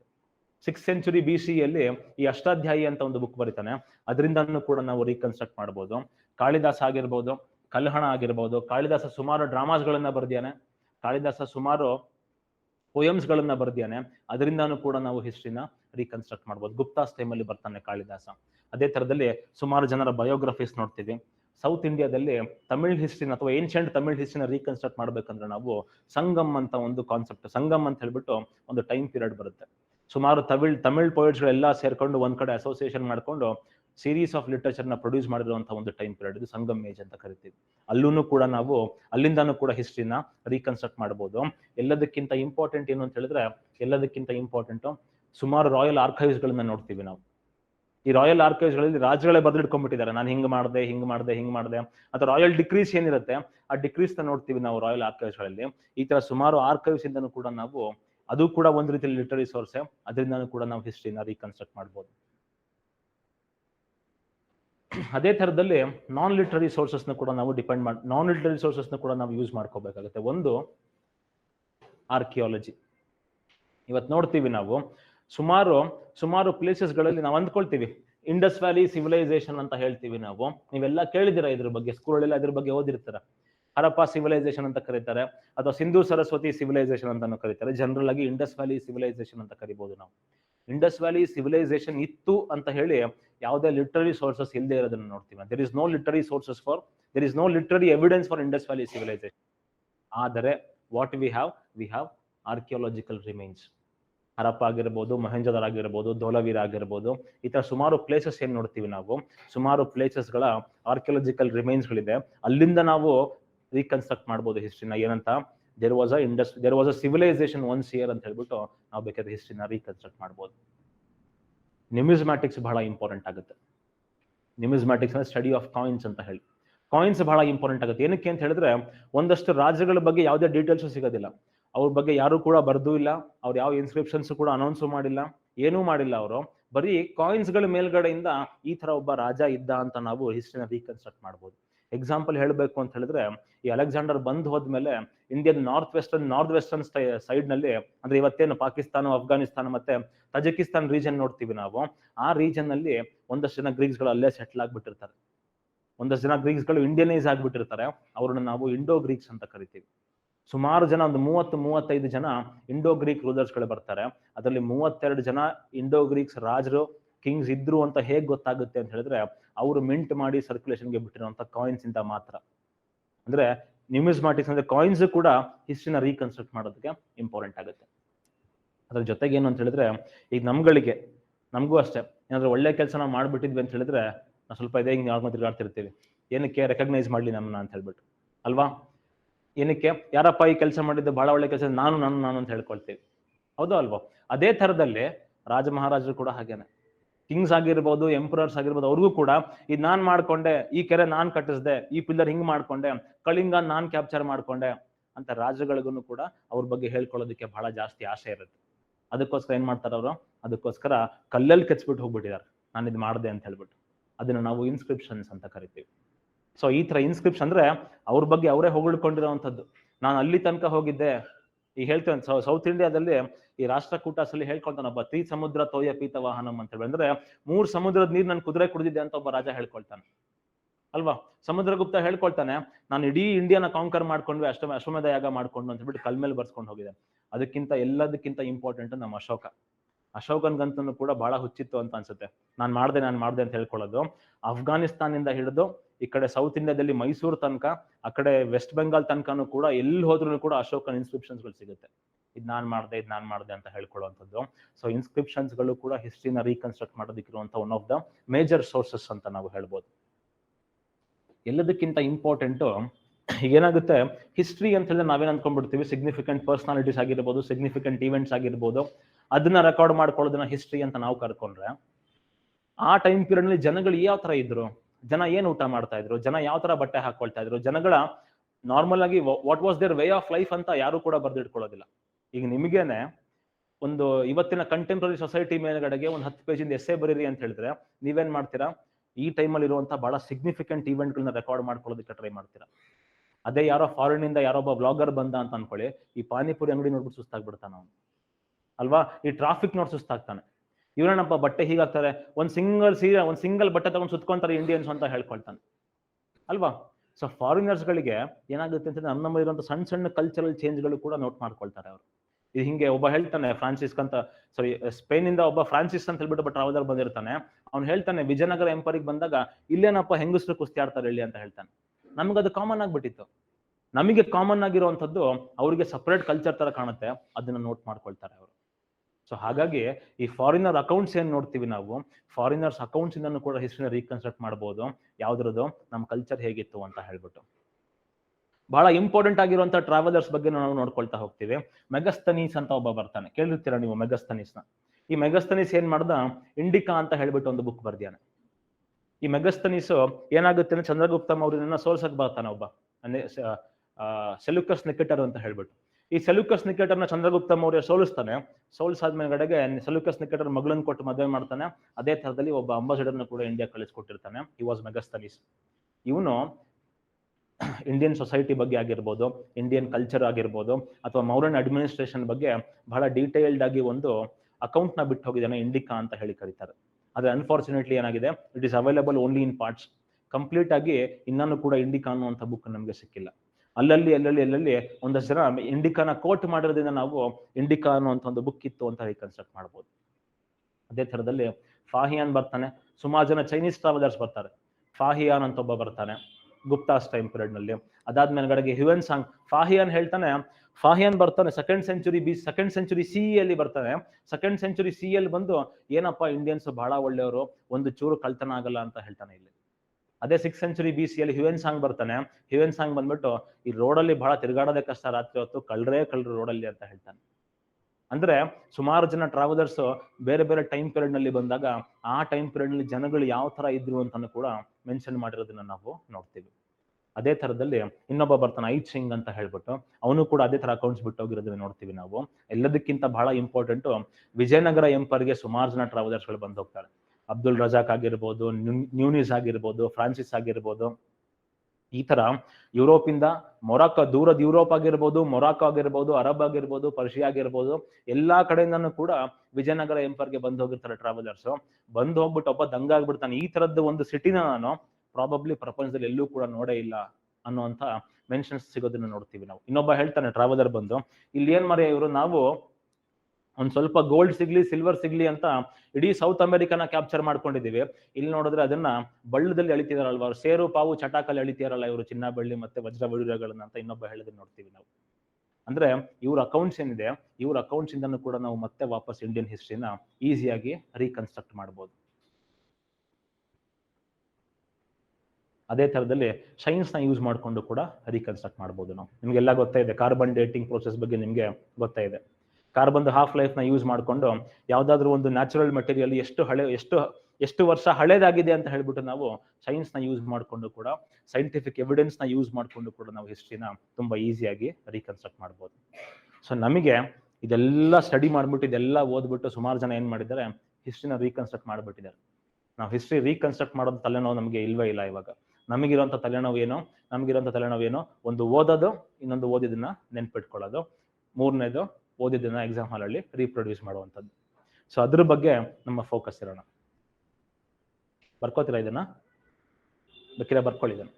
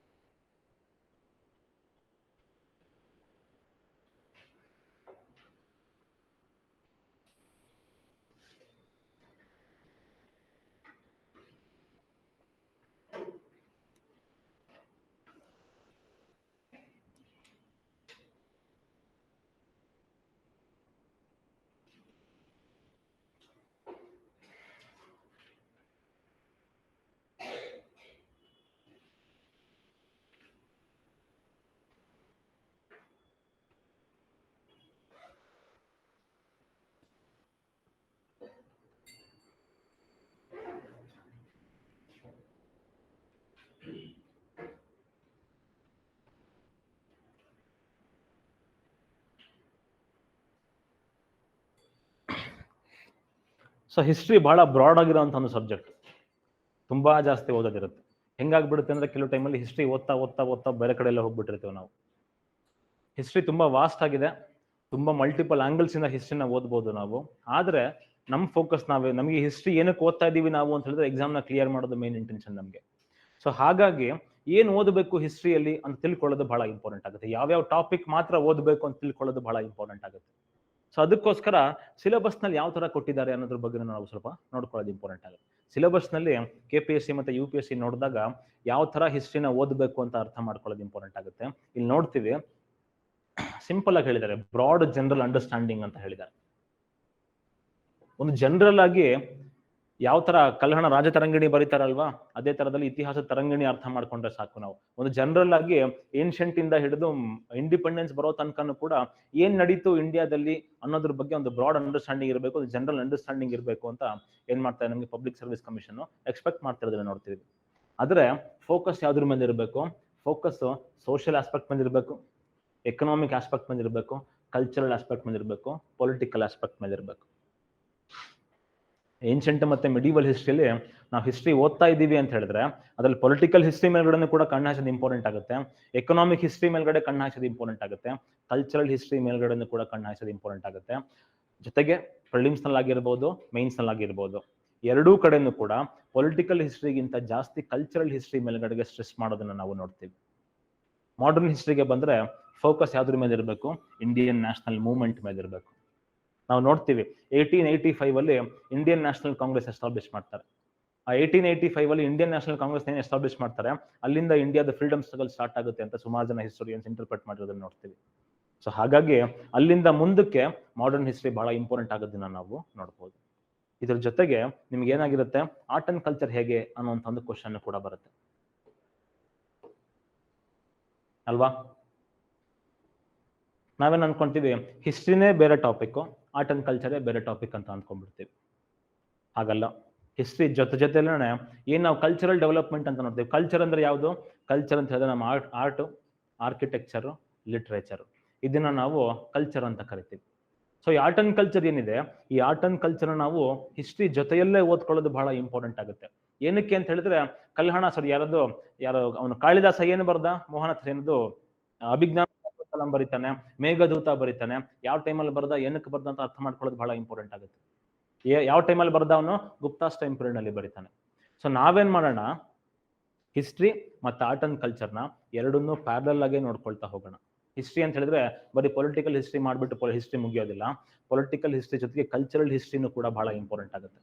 ನಾವು ನೋಡ್ತೀವಿ ಟೆಂಪಲ್ ಆರ್ಕಿಟೆಕ್ಚರ್ ಜನರಲ್ ಆಗಿ ಓದ್ಕೊಳ್ಳೋದಕ್ಕೂ ಕೂಡ ಈ ಒಂದು ಡೈನಾಸ್ಟಿಯ ಟೈಮ್ ಪೀರಿಯಡ್ ನಲ್ಲಿ ಯಾವ ತರ ಈ ಒಂದು ಆರ್ಕಿಟೆಕ್ಚರ್ ನ ಕಾಂಟ್ರಿಬ್ಯೂಟ್ ಮಾಡ್ತಾರೆ, ಈ ಒಂದು ಡೈನಾಸ್ಟಿಯ ಟೈಮ್ ಪೀರಿಯಡ್ ನಲ್ಲಿ ಯಾವ ತರ ಲಿಟ್ರೇಚರ್ಗೆ ಯಾವ ತರ ಇಂಪಾರ್ಟೆನ್ಸ್ ಕೊಟ್ಟಿರ್ತಾರೆ ಅನ್ನೋದನ್ನ ನಾವು ಪ್ರತಿಯೊಂದು ಡೈನಾಸ್ಟಿಯ ಜೊತೆಯಲ್ಲಿ ನೋಡ್ಕೊಳ್ತಾ ಹೋಗೋಣ.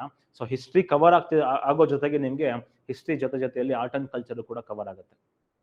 ಸೊ ಹಾಗಾಗಿ ನಾವು ಹಿಸ್ಟ್ರಿ ಅಂದ್ರೆ ಬರೀ ಪೊಲಿಟಿಕಲ್ ಹಿಸ್ಟ್ರಿ ನೋಡ್ಕೊಳ್ತಾ ಇಲ್ಲ, ಬರೀ ಸಿಗ್ನಿಫಿಕೆಂಟ್ ಈವೆಂಟ್ಗಳನ್ನ ಮಾತ್ರ ನೋಡ್ಕೊಳ್ತಾ ಇಲ್ಲ. ಹಿಸ್ಟ್ರಿ ಅಂತ ಹೇಳಿದ್ರೆ ಅದರಲ್ಲಿ ನಾವು ಕಲ್ಚರಲ್ ಹಿಸ್ಟ್ರಿನೂ ಕೂಡ ಸೇರಿಸ್ಕೊಂಡು ಓದ್ಕೊಳ್ತಾ ಇದ್ದೀವಿ, ಅದ್ರಲ್ಲಿ ಆರ್ಟ್ ಅಂಡ್ ಕಲ್ಚರ್ ಕೂಡ ಸೇರಿಸ್ಕೊಂಡು ನಾವು ಓದ್ಕೊಳ್ತಾ ಇದ್ದೀವಿ. ಏನ್ಷಂಟ್ ಮತ್ತೆ ಮಿಡಿವಲ್ ಟೈಮ್ ಪೀರಿಯಡ್ ನಲ್ಲಿ. ಮಾಡರ್ನ್ ಹಿಸ್ಟ್ರಿಗೆ ಬಂದ್ರೆ ಫೋಕಸ್ ಫ್ರೀಡಮ್ ಸ್ಟ್ರಗಲ್ ಮೇಲೆ ಜಾಸ್ತಿ ಇಡೋದು ಇಂಪಾರ್ಟೆಂಟ್ ಆಗುತ್ತೆ. ಸೊ ಅದಕ್ಕೋಸ್ಕರ ಸೋರ್ಸಸ್ ಯಾವ್ದ್ಯಾವ್ದು ಅಂತ ಅರ್ಥ ಮಾಡ್ಕೊಳ್ಳೋದು ಇಂಪಾರ್ಟೆಂಟ್. ಯಾವ ಬುಕ್ ಓದಬೇಕು, UPSC ಎಕ್ಸಾಮ್ ಆಗ್ಲಿ ಇಲ್ಲ KPSC ಎಕ್ಸಾಮ್ ಆಗ್ಲಿ, ಯಾವ್ದು ಓದಬೇಕು ಅನ್ನೋದಕ್ಕಿಂತ ಯಾವ್ದು ಓದಬಾರ್ದು, ಯಾವ್ದನ್ನ ಎಲಿಮಿನೇಟ್ ಮಾಡಬೇಕು ಅನ್ನೋದು ಬಹಳ ಇಂಪಾರ್ಟೆಂಟ್ ಆಗುತ್ತೆ. ಸೊ ಅದಕ್ಕೋಸ್ಕರ ನಿಮ್ಗೆ ಸಿಂಪಲ್ ಆಗಿ ಹಿಸ್ಟ್ರಿನ ಕವರ್ ಮಾಡ್ಕೊಳ್ಳೋದಕ್ಕೆ ಒಂದಷ್ಟು ಬುಕ್ಗಳನ್ನ ರೆಫರ್ ಮಾಡಿದ್ದೀನಿ. ಒಂದು ಏನ್ಷಂಟ್ ಮತ್ತೆ ಮಿಡಿವಲ್ ಹಿಸ್ಟ್ರಿ ಅಂತ ಬರುತ್ತೆ, ಪೂನಂ ದಲಾಲ್ ದಹಿಯಾ ಆಥರ್.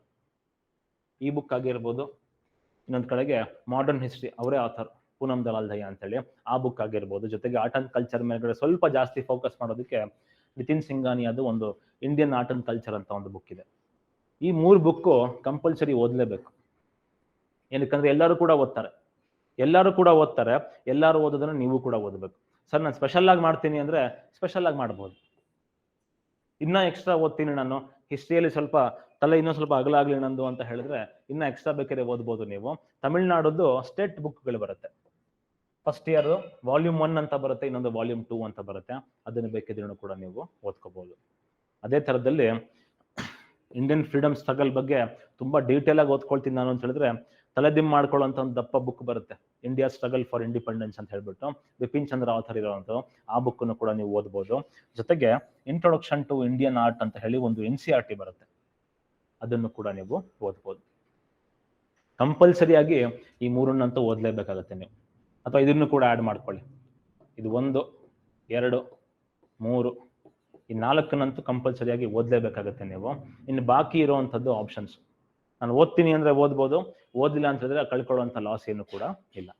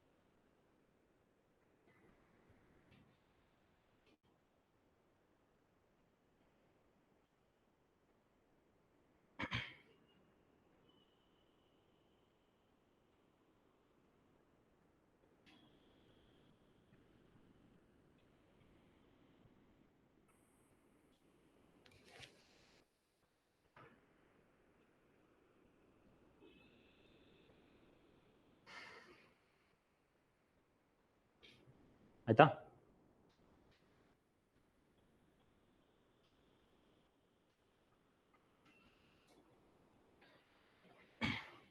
ಕೆಲವು ಕಡೆ ಹೇಳ್ತಾರೆ chronology and geography are 2 eyes of history ಅಂತ ಹೇಳ್ತಾರೆ.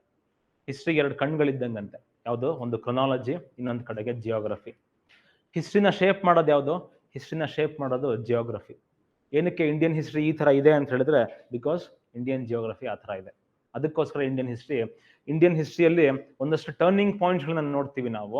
ಆ ಟರ್ನಿಂಗ್ ಪಾಯಿಂಟ್ಸ್ಗಳು ಬರೋದಕ್ಕೆ ಏನು ರೀಸನ್ ಅಂತ ಹೇಳಿದ್ರೆ ಇಂಡಿಯನ್ ಜಿಯೋಗ್ರಫಿ ರೀಸನ್ ಆಗುತ್ತೆ. ಒಂದ್ ಕಡೆ ಇಂಡಿಯನ್ ಜಿಯೋಗ್ರಫಿ ಏನು ಅಂತ ನೋಡ್ಕೊಳ್ಳೋಣ ನಾವು. ಅದಕ್ಕಿಂತ ಮುಂಚೆ ನಾವೇನೇನ್ ಕವರ್ ಮಾಡ್ತೀವಿ ಅನ್ನೋಂಥ ಕ್ರೊನಾಲಜಿಕಲ್ ಈವೆಂಟ್ಸ್, ನಾವೇನೇನ್ ಕವರ್ ಮಾಡ್ತೀವಿ ಅಂತ ಹೇಳಿ ಕ್ರೊನಾಲಜಿಕಲ್ ಈವೆಂಟ್ಸ್ ಕೂಡ ನೋಡ್ಕೊಳ್ಳೋದು ಬಹಳ ಇಂಪಾರ್ಟೆಂಟ್ ಆಗುತ್ತೆ. ಆಗ್ಲೇ ಹೇಳ್ದೆ ಅಲ್ವಾ ನಾನು ನಿಮ್ಗೆ, ಹಿಸ್ಟ್ರಿಯಲ್ಲಿ 2 ಕಣ್ಣು. ಒಂದು ಕ್ರೊನಾಲಜಿ, ಯಾವ್ದಾದ್ಮೇಲೆ ಯಾವ್ದಾಯ್ತು, ಯಾರಾದ್ಮೇಲೆ ಯಾರು ಬಂದ್ರು, ಏನಾದ್ಮೇಲೆ ಏನಾಯ್ತು ಅನ್ನೋದು ಕ್ರೊನಾಲಜಿ. ಸೊ ಇಂಡಿಯನ್ ಹಿಸ್ಟ್ರಿಯಲ್ಲಿ ನಾವು ಜನರಲ್ ಆಗಿ ಓದೋದಕ್ಕೆ ಅನುಕೂಲ ಆಗ್ಲಿ ಅಂತ ಹೇಳ್ಬಿಟ್ಟು ಇಂಡಿಯನ್ ಹಿಸ್ಟ್ರಿನ will divide Indian history into 3 parts. ಒಂದು ಏನ್ಷಿಯಂಟ್ ಹಿಸ್ಟ್ರಿ, ಇನ್ನೊಂದು ಮೆಡಿವಲ್ ಹಿಸ್ಟ್ರಿ, ಅದಾದ್ಮೇಲೆಗಡೆಗೆ ಮಾಡರ್ನ್ ಹಿಸ್ಟ್ರಿ. ಈ ತರ 3 ಪಾರ್ಟ್ ಅಲ್ಲಿ we are going to study history. Ancient ಹಿಸ್ಟ್ರಿಲಿ ಏನೇನು ಕವರ್ ಮಾಡ್ಕೊಳ್ತೀವಿ ನಾವು? ಏನ್ಷಿಯಂಟ್ ಹಿಸ್ಟ್ರಿಯಲ್ಲಿ ಪ್ರೀ ಹಿಸ್ಟಾರಿಕ್ ಏಜ್ ನ ಕವರ್ ಮಾಡ್ತೀವಿ. ಹೆಸರಲ್ಲಿದೆ ಪ್ರೀ ಹಿಸ್ಟ್ರಿ. ಹಿಸ್ಟ್ರಿ ಅಂತ ಹೇಳಿದ್ರೆ ಎಲ್ಲಿಂದ ನಾವು ಡಾಕ್ಯುಮೆಂಟ್ ಮಾಡೋದಕ್ಕೆ ಸ್ಟಾರ್ಟ್ ಮಾಡ್ಕೊಳ್ತೀವಿ ಪಾಸ್ಟ್ ಈವೆಂಟ್ಸ್ನ, ಅದನ್ನ ಹಿಸ್ಟ್ರಿ ಅಂತ ಕರಿಬಹುದು. ಡಾಕ್ಯುಮೆಂಟೇಶನ್ಗಿಂತ ಮುಂಚೆ ಇರುವಂಥ ಈವೆಂಟ್ಸ್ನ ನಾವು ಪ್ರೀ ಹಿಸ್ಟ್ರಿ ಅಂತ ಕರಿತೀವಿ. ಅಂದ್ರೆ ಸಿವಿಲೈಸ್ ಆಗೋದಕ್ಕಿಂತ ಮುಂಚೆ how was a human being ಅನ್ನೋದ್ರ ಬಗ್ಗೆ ನಾವು ಈ ಪ್ರೀ ಹಿಸ್ಟಾರಿಕ್ ಏಜ್ ನಲ್ಲಿ ನೋಡ್ಕೊಳ್ತೀವಿ. ನಾನು ಆಗ್ಲೇ ಹೇಳ್ದೆ ನಿಮ್ಗೆ, ಹ್ಯೂಮನ್ ಹಿಸ್ಟ್ರಿ ಸ್ಟಾರ್ಟ್ ಆಗೋದು 2 ಲಕ್ಷ ವರ್ಷದಿಂದ. ಎಲ್ಲಿಂದ ಸ್ಟಾರ್ಟ್ ಆಗುತ್ತೆ, ಹೇಗೆ ಸ್ಟಾರ್ಟ್ ಆಗುತ್ತೆ, ಏನಕ್ಕೆ 2 lakh years ನಾವು ಕಟ್ ಆಫ್ ಡೇಟ್ ತರ ಇಟ್ಕೊಳ್ತೀವಿ ಅನ್ನೋದ್ರ ಬಗ್ಗೆ ನಾವು ಈ ಪ್ರೀ ಹಿಸ್ಟಾರಿಕ್ ಏಜ್ ನಲ್ಲಿ ನೋಡ್ಕೊಳ್ಳೋಣ. ಪ್ರೀ ಹಿಸ್ಟಾರಿಕ್ ಏಜ್ ನೋಡ್ತೀವಿ. ಅದಾದ್ಮೇಲೆಗಡೆಗೆ will study about Indus Valley civilisation. ಏನಕ್ಕೆ ಅಂತ ಹೇಳಿದ್ರೆ ಇಂಡಸ್ ವ್ಯಾಲಿ ಸಿವಿಲೈಸೇಷನ್ ಏನಕ್ಕೆ ಇಂಪಾರ್ಟೆಂಟ್ ಆಗುತ್ತೆ ಅಂತ ಹೇಳಿದ್ರೆ we are the oldest continuing civilisation in on earth ಅಂತ ಹೇಳಬಹುದು ನಾವು. ಏನು 4000 5000 BC ಇಂದ ಇವತ್ತಿನ ತನಕನೂ ಕೂಡ ಅದೇ ತರದ ಕಲ್ಚರಲ್ ಟ್ರೇಟ್ಸ್ ಹಂಗೆ ಫಾಲೋ ಮಾಡ್ಕೊಂಡ್ ಬಂದಿರೋದನ್ನ ನಾವು ನೋಡ್ಬೋದು. ಇಂಡಸ್ ವ್ಯಾಲಿ ಸಿವಿಲೈಸೇಷನ್ ಬಳೆ ಹಾಕ್ತಾ ಇದ್ರು, ನಾವು ಇವತ್ತು ಕೂಡ ಬಳೆ ಹಾಕ್ತಿವಿ. ಇಂಡಸ್ ವ್ಯಾಲಿ ಸಿವಿಲೈಸೇಷನ್ ಹಾಕುವಂತ ಆರ್ನಮೆಂಟ್ಸ್ ಗಳನ್ನ ಇವಾಗ್ಲೂ ಕೂಡ ಯೂಸ್ ಮಾಡ್ಕೊಳ್ಳೋದನ್ನ ನಾವು ನೋಡ್ತೀವಿ. ಇಂಡಸ್ ವ್ಯಾಲಿ ಸಿವಿಲೈಸೇಷನ್ ಅಲ್ಲಿ ಯಜ್ಞಗಳನ್ನ ಮಾಡ್ತಾ ಇದ್ರು, ಇವತ್ತು ಕೂಡ ಅದೇ ತರದ ಫೈರ್ ಆಲ್ಟಾರ್ಸ್ ಗಳನ್ನ ನಾವು ಅಬ್ಸರ್ವ್ ಮಾಡ್ಬೋದು. ಅಂದ್ರೆ ಇಂಡಿಯನ್ ಹಿಸ್ಟ್ರಿ ಅಂತ ಏನ್ ನೋಡ್ತೀವಿ ನಾವು, that starts from Indus Valley civilisation ಅಂತ ನಾವು ಹೇಳ್ಬೋದು. ಸೊ ಹಾಗಾಗಿ ಆ ಸಿವಿಲೈಸೇಷನ್ ಬಗ್ಗೆ ತಿಳ್ಕೊಳ್ಳೋದು ಬಹಳ ಇಂಪಾರ್ಟೆಂಟ್ ಆಗುತ್ತೆ ಎಕ್ಸಾಮ್ ಪಾಯಿಂಟ್ ಆಫ್ ವ್ಯೂ ಇಂದ, ಹಿಸ್ಟ್ರಿಯ ಪಾಯಿಂಟ್ ಆಫ್ ವ್ಯೂ ಇಂದ. ಅದೇ ತರದಲ್ಲಿ ಒಬ್ಬ ಹೇಳ್ತಾನೆ, ಒಬ್ಬ ಮಾರ್ಕ್ ಟ್ವೈನ್ ಅಂತ ಒಬ್ಬ ಹಿಸ್ಟೋರಿಯನ್ ಬರ್ತಾನೆ, ಅಮೆರಿಕನ್ ಫಿಲಾಸಫರ್ ಬರ್ತಾನೆ, ಹೇಳ್ತಾನೆ ಪ್ರಾಬಬ್ಲಿ ಇಂಡಿಯನ್ ಫಿಲಾಸಫಿಯಲ್ಲಿ ಯಾವ್ದಾದ್ರ ಬಗ್ಗೆ ಮಾತಾಡಿಲ್ಲ ಅಂತ ಹೇಳಿದ್ರೆ ಪ್ರಪಂಚದಲ್ಲಿ ಬೇರೆ ಯಾವುದೇ ಫಿಲಾಸಫಿಯಲ್ಲಿ ಅದ್ರ ಬಗ್ಗೆ ಮಾತಾಡೋದಕ್ಕೆ ಸಾಧ್ಯನೇ ಇಲ್ಲ ಅಂತ. ಅಂದ್ರೆ ಇಂಡಿಯನ್ ಫಿಲಾಸಫಿ ಕವರ್ ಮಾಡಿರೋಷ್ಟು ವೈಡ್ ಸ್ಪೆಕ್ಟ್ರಮ್ ನ ಬೇರೆ ಯಾವ ಫಿಲಾಸಫಿನೂ ಕೂಡ ಕವರ್ ಮಾಡಿಲ್ಲ. ಇಂಡಿಯನ್ ಮಾತಾಡದಿರುವಂತ ಟಾಪಿಕ್ ಇಲ್ಲ ಅಂತ ಹೇಳ್ಬೋದು ನಾವು. ಸೊ ಇಂಡಿಯನ್ ಫಿಲಾಸಫಿ ಸ್ಟಾರ್ಟ್ ಆಗೋದು ವೇದಿಕ್ ಏಜ್ ಇಂದ ಅಂತ ನಾವು ಹೇಳ್ಬೋದು ಅಲ್ವಾ. ನಾವೇನ್ ನೋಡ್ತೀವಿ, ಇಂಡಿಯಾದ ಫಸ್ಟ್ ಬುಕ್ ಯಾವ್ದು ಋಗ್ವೇದ ಅಂತ ಹೇಳ್ತಾರೆ. ಸೊ ಅಲ್ಲಿಂದ ಇಂಡಿಯನ್ ಫಿಲಾಸಫಿ ಸ್ಟಾರ್ಟ್ ಆಗುತ್ತೆ ಅಂತ ನಾವು ಹೇಳ್ಬೋದು. ಸೊ ಅದಕ್ಕೋಸ್ಕರ ವೇದಿಕ್ ಏಜ್ ಬಗ್ಗೆ ತಿಳ್ಕೊಳ್ಳೋದು ಕೂಡ ಇಂಪಾರ್ಟೆಂಟ್ ಆಗುತ್ತೆ. ವೇದಿಕ್ ಏಜ್ ನಲ್ಲಿ 2 ಏಜ್ ನೋಡ್ತೀವಿ ನಾವು. ಒಂದು ಅರ್ಲಿ ವೇದಿಕ್ ಏಜ್ ಅಥವಾ ಋಗ್ವೇದಿಕ್ ಏಜ್ ಅಂತ ಕರೀತಾರೆ, ಇನ್ನೊಂದು ಕಡೆಗೆ ಲೇಟರ್ ವೇದಿಕ್ ಏಜ್ ಅಂತ ಕರೀತಾರೆ. ಅಲ್ಲಿ ಯಾವ ತರ ಇತ್ತು ಸೊಸೈಟಿ, ಅಲ್ಲಿ ಏನು ಮಾಡಿದ್ರು, ಅಲ್ಲಿ ಪ್ರೊಡ್ಯೂಸ್ ಆಗಿರುವಂತಹ ಬುಕ್ಸ್ಗಳು ಯಾವ್ದು ಅಂತ ನೋಡ್ಕೊಳ್ಳೋದು ಇಂಪಾರ್ಟೆಂಟ್ ಆಗುತ್ತೆ. ಅದೇ ತರದಲ್ಲಿ ನ್ಯೂ ಐಡಿಯಾಸ್ ಅಂತ ಹೇಳ್ತೀವಿ. ಏನಾಗುತ್ತೆ, ಸಾಮಾನ್ಯವಾಗಿ ಸೊಸೈಟಿಯಲ್ಲಿ ಸೊಸೈಟಿ ಒಂಥರ ನದಿ ಇದ್ದಂಗೆ. ನದಿ ಹರಿತಾ ಇದ್ರೆ ಯಾವಾಗ್ಲೂ ಕೂಡ ಫ್ರೆಶ್ ಆಗಿರುತ್ತೆ. ಯಾವಾಗ ಸೊಸೈಟಿ ಸ್ಟಾಗ್ನೆಂಟ್ ಆಗ್ಬಿಡುತ್ತೆ, ಅವಾಗ ಏನಾಗ್ಬಿಡುತ್ತೆ, ಚರಂಡಿ ಆಗ್ಬಿಡುತ್ತೆ ಅಲ್ವಾ, ಕೊಳಚೆ ನೀರಾಗ್ಬಿಡುತ್ತೆ. ಹೌದು ಅಲ್ವಾ? ಸೊ ಯಾವಾಗ ಫ್ಲೋ ಇರುತ್ತೆ ಅವಾಗ ಫ್ರೆಶ್ನೆಸ್ ಇರುತ್ತೆ, ಯಾವಾಗ ಸ್ಟಾಗ್ನೆಂಟ್ ಆಗ್ಬಿಡುತ್ತೆ ಅವಾಗ ಏನಾಗುತ್ತೆ, ಕೊಳಚೆ ನೀರಾಗೋದನ್ನ ನೋಡ್ತೀವಿ. ಸೊಸೈಟಿನೂ ಕೂಡ ಹಾಗೇನೆ. ಸೊ ಯಾವಾಗ ಸೊಸೈಟಿ ನಿಂತ್ಕೊಂಡ್ಬಿಡುತ್ತೆ, ಯಾವಾಗ ಸೊಸೈಟಿ ಸ್ಟಾಗ್ನೆಂಟ್ ಆಗುತ್ತೆ, ಅವಾಗ ಒಂದು ಮೂವ್ಮೆಂಟ್ ಅನ್ನ ತಂದ್ಕೊಡೋದಕ್ಕೋಸ್ಕರ ಇಂಡಿಯಾದಲ್ಲಿ ಯಾವಾಗ ಬಹಳ ಇಂಪಾರ್ಟೆಂಟ್ ಆಗಿರುವಂತಹ ಪರ್ಸನಾಲಿಟೀಸ್ ಎಮರ್ಜ್ ಆಗಿರೋದನ್ನ ನೋಡ್ತೀವಿ ನಾವು. ಅದೇ ತರದಲ್ಲಿ post Vedic age Indian society stagnant ಆದಾಗ ಬುದ್ಧ ಬರೋದನ್ನ ನೋಡ್ತೀವಿ ನಾವು. ಅದೇ ತರದಲ್ಲಿ ಮಹಾವೀರ ಬರೋದನ್ನ ನೋಡ್ತೀವಿ. ಬುದ್ಧ ಒಂದು ಹೊಸ ಫಿಲಾಸಫಿನ ಇಂಟ್ರೊಡ್ಯೂಸ್ ಮಾಡ್ತಾನೆ, ಮಹಾವೀರ ಇನ್ನೊಂದು ಹೊಸ ಫಿಲಾಸಫಿನ ಇಂಟ್ರೊಡ್ಯೂಸ್ ಮಾಡ್ತಾನೆ. ಅದನ್ನ ನಾವು ಬುದ್ಧಿಸಮ್ ಮತ್ತೆ ಜೈನಿಸಮ್ ಅಂತ ಕರಿತೀವಿ. ಅದನ್ನ ನಾವು ನ್ಯೂ ಐಡಿಯಾಸ್ ಅಂತ ಹೇಳ್ಬಿಟ್ಟು ಓದ್ಕೊಳ್ತೀವಿ. ಅದೇ ತರದಲ್ಲಿ ಮಹಾಜನಪದ ಪೀರಿಯಡ್ ನೋಡ್ತೀವಿ ನಾವು. ಈ ಮಹಾಜನಪದ ಪೀರಿಯಡ್ ನ ನಾವು ಸೆಕೆಂಡ್ ಎರಾ ಆಫ್ ಅರ್ಬನೈಸೇಷನ್ ಅಂತ ಕರಿಬಹುದು ನಾವು ಇಂಡಿಯಾದಲ್ಲಿ. ವೇದಿಕ್ ಏಜ್ ನಲ್ಲಿ ನೋಡೋದು ನಾವು ರೂರಲ್ ಇಂಡಿಯಾನ. ಮಹಾಜನಪದದಲ್ಲಿ ಏನಾಗಿರುತ್ತೆ, ಸಣ್ಣ ಸಣ್ಣ ಜನಪದಗಳನ್ನ ನೋಡ್ತೀವಿ. ಸಣ್ಣ ಜನಪದಗಳೇನಾಗುತ್ತೆ, ದೊಡ್ಡ ಎಂಪೈರ್ ಆಗುವಂತಹ ಒಂದು ಟೈಮ್. ಒಂದು ರೀತಿಯಲ್ಲಿ ಹೇಳಬೇಕು ಅಂದ್ರೆ ಮಹಾಜನಪದ ಟೈಮ್ ಪೀರಿಯಡ್ ನಾವು ಏಜ್ ಆಫ್ ಇಂಡಿಯನ್ ಎಂಪೈರ್ಸ್ ಅಂತಾನು ಕೂಡ ಕರಿಬಹುದು. ಯಾವ ತರ ಸಣ್ಣ ಸ್ಟೇಟ್ ನಿಧಾನಕ್ಕೆ ದೊಡ್ಡ ಎಂಪೈರ್ ಆಗೋದಕ್ಕೆ ಸಾಧ್ಯ ಆಯ್ತು ಅನ್ನೋದನ್ನ ನಾವು ಈ ಮಹಾಜನಪದ ಟೈಮ್ ಪೀರಿಯಡ್ ನಲ್ಲಿ ನೋಡ್ತೀವಿ. ಮಹಾಜನಪದ ಟೈಮ್ ಪೀರಿಯಡ್ ನಲ್ಲಿ ಬಹಳ ಇಂಪಾರ್ಟೆಂಟ್ ಆಗೋದು ನಾವು ನೋಡ್ತೀವಿ. ಸುಮಾರು ಕಡೆ ಕೇಳಿರ್ತೀರಾ ನೀವು, ಇಂಡಿಯಾ ಅಂತ ಹೇಳಿದ್ರೆ ಅಥವಾ ಭಾರತ ಅಂತ ಹೇಳಿದ್ರೆ India is a nation of 56 countries ಅಂತ ಹೇಳ್ತಾರೆ. ಅಂದ್ರೆ 56 ಜನಪದಗಳಿತ್ತು. 56 ಜನಪದಗಳಿಂದ 16 ಮಹಾಜನಪದಗಳಾಗೋದನ್ನ ನೋಡ್ತೀವಿ.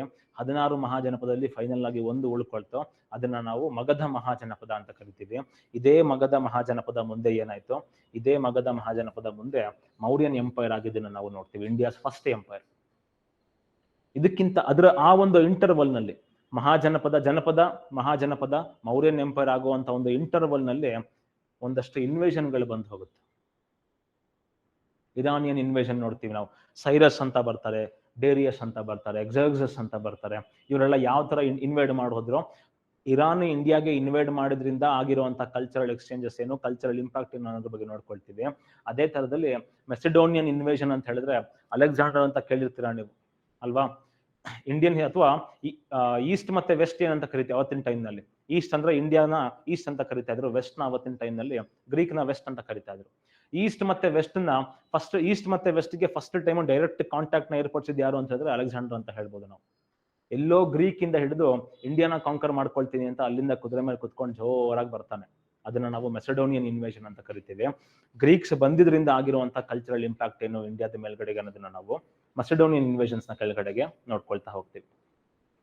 ಮೌರ್ಯನ್ ಎಂಪೈರ್ ಬಗ್ಗೆ ತಿಳ್ಕೊಳ್ಳೋದು ಇಂಪಾರ್ಟೆಂಟ್ ಆಗುತ್ತೆ. ಏನಕ್ಕೆ ಅಂದ್ರೆ it was India's first empire. ಯಾವ ತರ ಸಣ್ಣ ಇವತ್ತು ಮಗಧ ಅಂತ ಏನ್ ಕರಿತೀವಿ, ಈ ಮಗಧನ ಇವತ್ತಿನ ಟೈಮ್ ಪೀರಿಯಡ್ ನಲ್ಲಿ ವಿ ಕ್ಯಾನ್ ಲೊಕೇಟ್ ಮಗಧ ಇನ್ ಬಿಹಾರ್. ಇವತ್ತೇನು ಬಿಹಾರ್ ರೀಜನ್ ನೋಡ್ತೀವಿ ನಾವು, ಅದನ್ನ ಮಗಧ ಅಂತ ಕರಿಬಹುದು. ಆ ಒಂದು ರೀಜನ್ ನಿಂದ ಇಡೀ ಸಬ್ ಕಾಂಟಿನೆಂಟ್ ನ ರೂಲ್ ಮಾಡುವಷ್ಟು ಬಹಳ ದೊಡ್ಡ ಎಂಪೈರ್. ಪ್ರಾಬಬ್ಲಿ ಈ ಮಗಧನ್ ಎಂಪೈರ್ ನ ಮ್ಯಾಚ್ ಮಾಡುವಂತ ಇನ್ನೊಂದು ಎಂಪೈರ್ ಬರಲೇ ಇಲ್ಲ ಅಂತ ನಾವು ಹೇಳ್ಬೋದು, ಎಕ್ಸೆಪ್ಟ್ ಗುಪ್ತಾಸ್ ನೋಡ್ತೀವಿ. ಇನ್ನೊಂದು ಕಡೆಗೆ ಅಕ್ಬರ್ನ ಟೈಮ್ ಪೀರಿಯಡ್ ನೋಡ್ತೀವಿ ಮುಘಲ್ ಎಂಪೈರ್.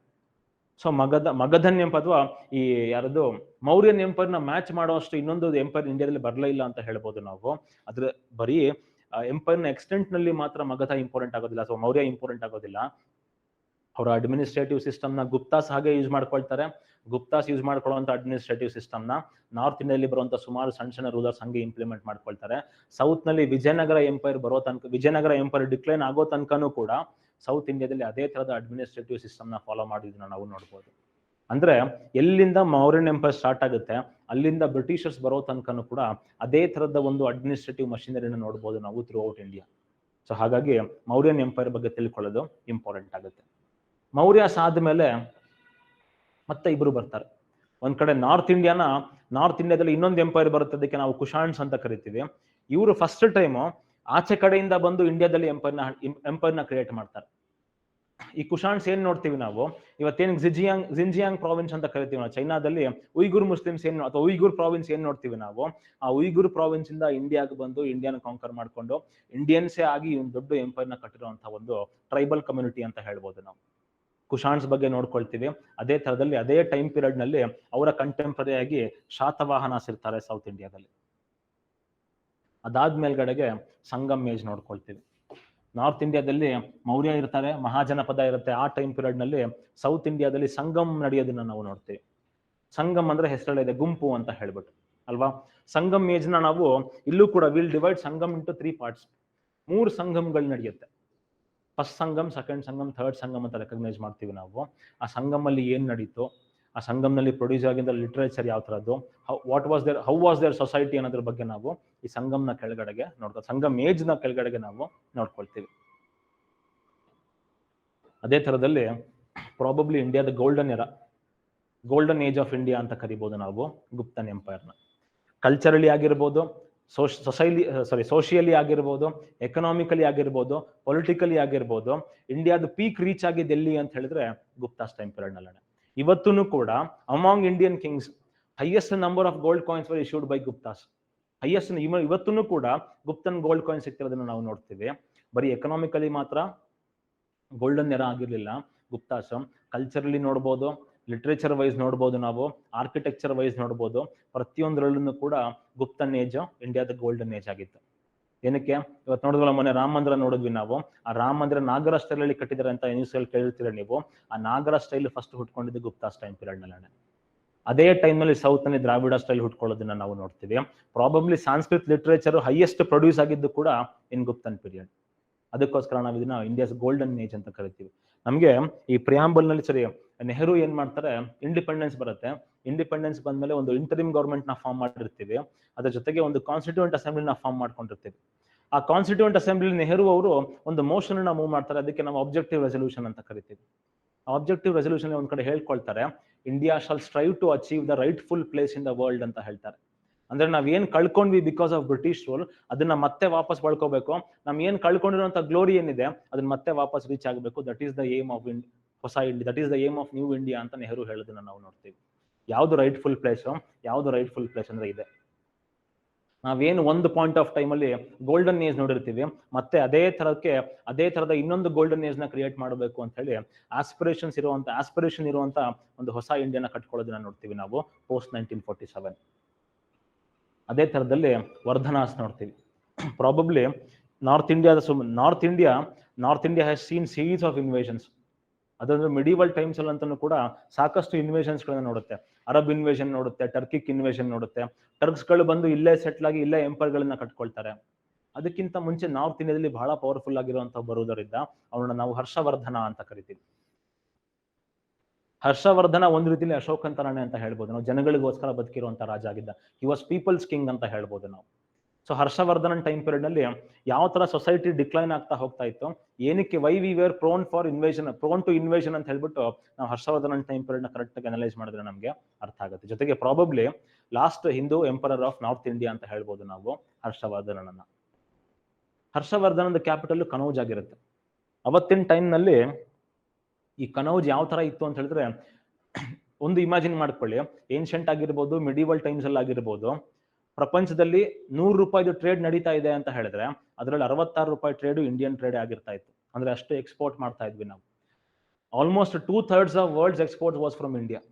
ಇಲ್ಲಿಂದನೇ ಪ್ರಪಂಚದಲ್ಲಿ ಎಕ್ಸ್ಪೋರ್ಟ್ ಆಗ್ತಾ ಇದೆಯಾ, ಅದು ಇಲ್ಲಿಂದನೇ ಆಗಿರ್ಬೇಕು ಅನ್ನೋಷ್ಟು ಮಟ್ಟಿಗೆ ಒಂದು ಪಾಯಿಂಟ್ ಆಫ್ ಟೈಮ್ ಅಲ್ಲಿ we had dominated international trade.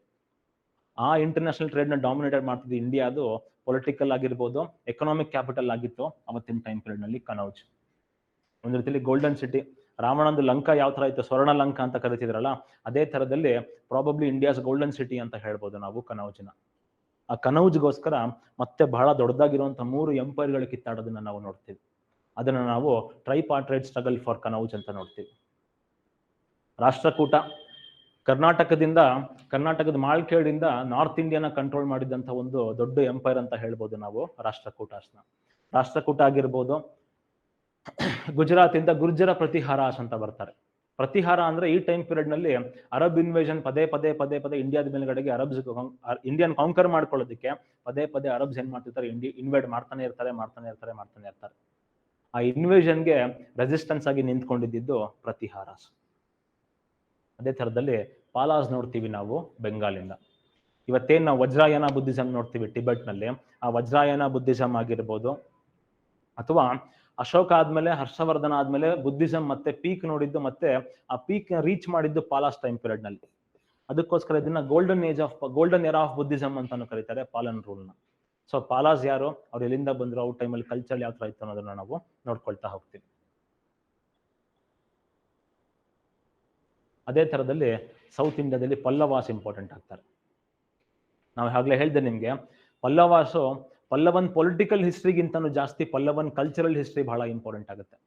ಅಂತ ದೊಡ್ಡ ದೊಡ್ಡ ಎಂಪೈರ್ನ ಏನು ಕಟ್ಕೊಂಡಿಲ್ಲ ಪಲ್ಲವಾಸ್, ಅಂತ ದೊಡ್ಡ ದೊಡ್ಡ ಸಾಮ್ರಾಜ್ಯ ನಿರ್ಮಾಣ ಮಾಡ್ಕೊಂಡಿಲ್ಲ ಅವರು. ಪಲ್ಲವಾಸ್ ಏನ್ ಮಾಡ್ತಾರೆ ಅಂತ ಹೇಳಿದ್ರೆ ಸೌತ್ ಇಂಡಿಯಾದೇ ಆಗಿರುವಂತ ಒಂದು ಹೊಸ ಆರ್ಕಿಟೆಕ್ಚರ್ ಸ್ಟೈಲ್ ನ ಇವಾಲ್ವ್ ಮಾಡ್ಕೊಳ್ತಾರೆ. ಅದಕ್ಕೆ ನಾವು ದ್ರಾವಿಡ ಸ್ಟೈಲ್ ಅಂತ ಕರಿತೀವಿ. ಯಾವ ತರ ಸೀರೀಸ್ ಆಫ್ ಸ್ಟೇಜಸ್ ನಲ್ಲಿ ದ್ರಾವಿಡ ಆರ್ಕಿಟೆಕ್ಚರ್ ಇವಾಲ್ವ್ ಆಗ್ತಾ ಹೋಯ್ತು ಅನ್ನೋದನ್ನ ನಾವು ಪಲ್ಲವನ್ ಆರ್ಕಿಟೆಕ್ಚರ್ ನ ಕೆಳಗಡೆಗೆ ನೋಡ್ಕೊಳ್ತೀವಿ.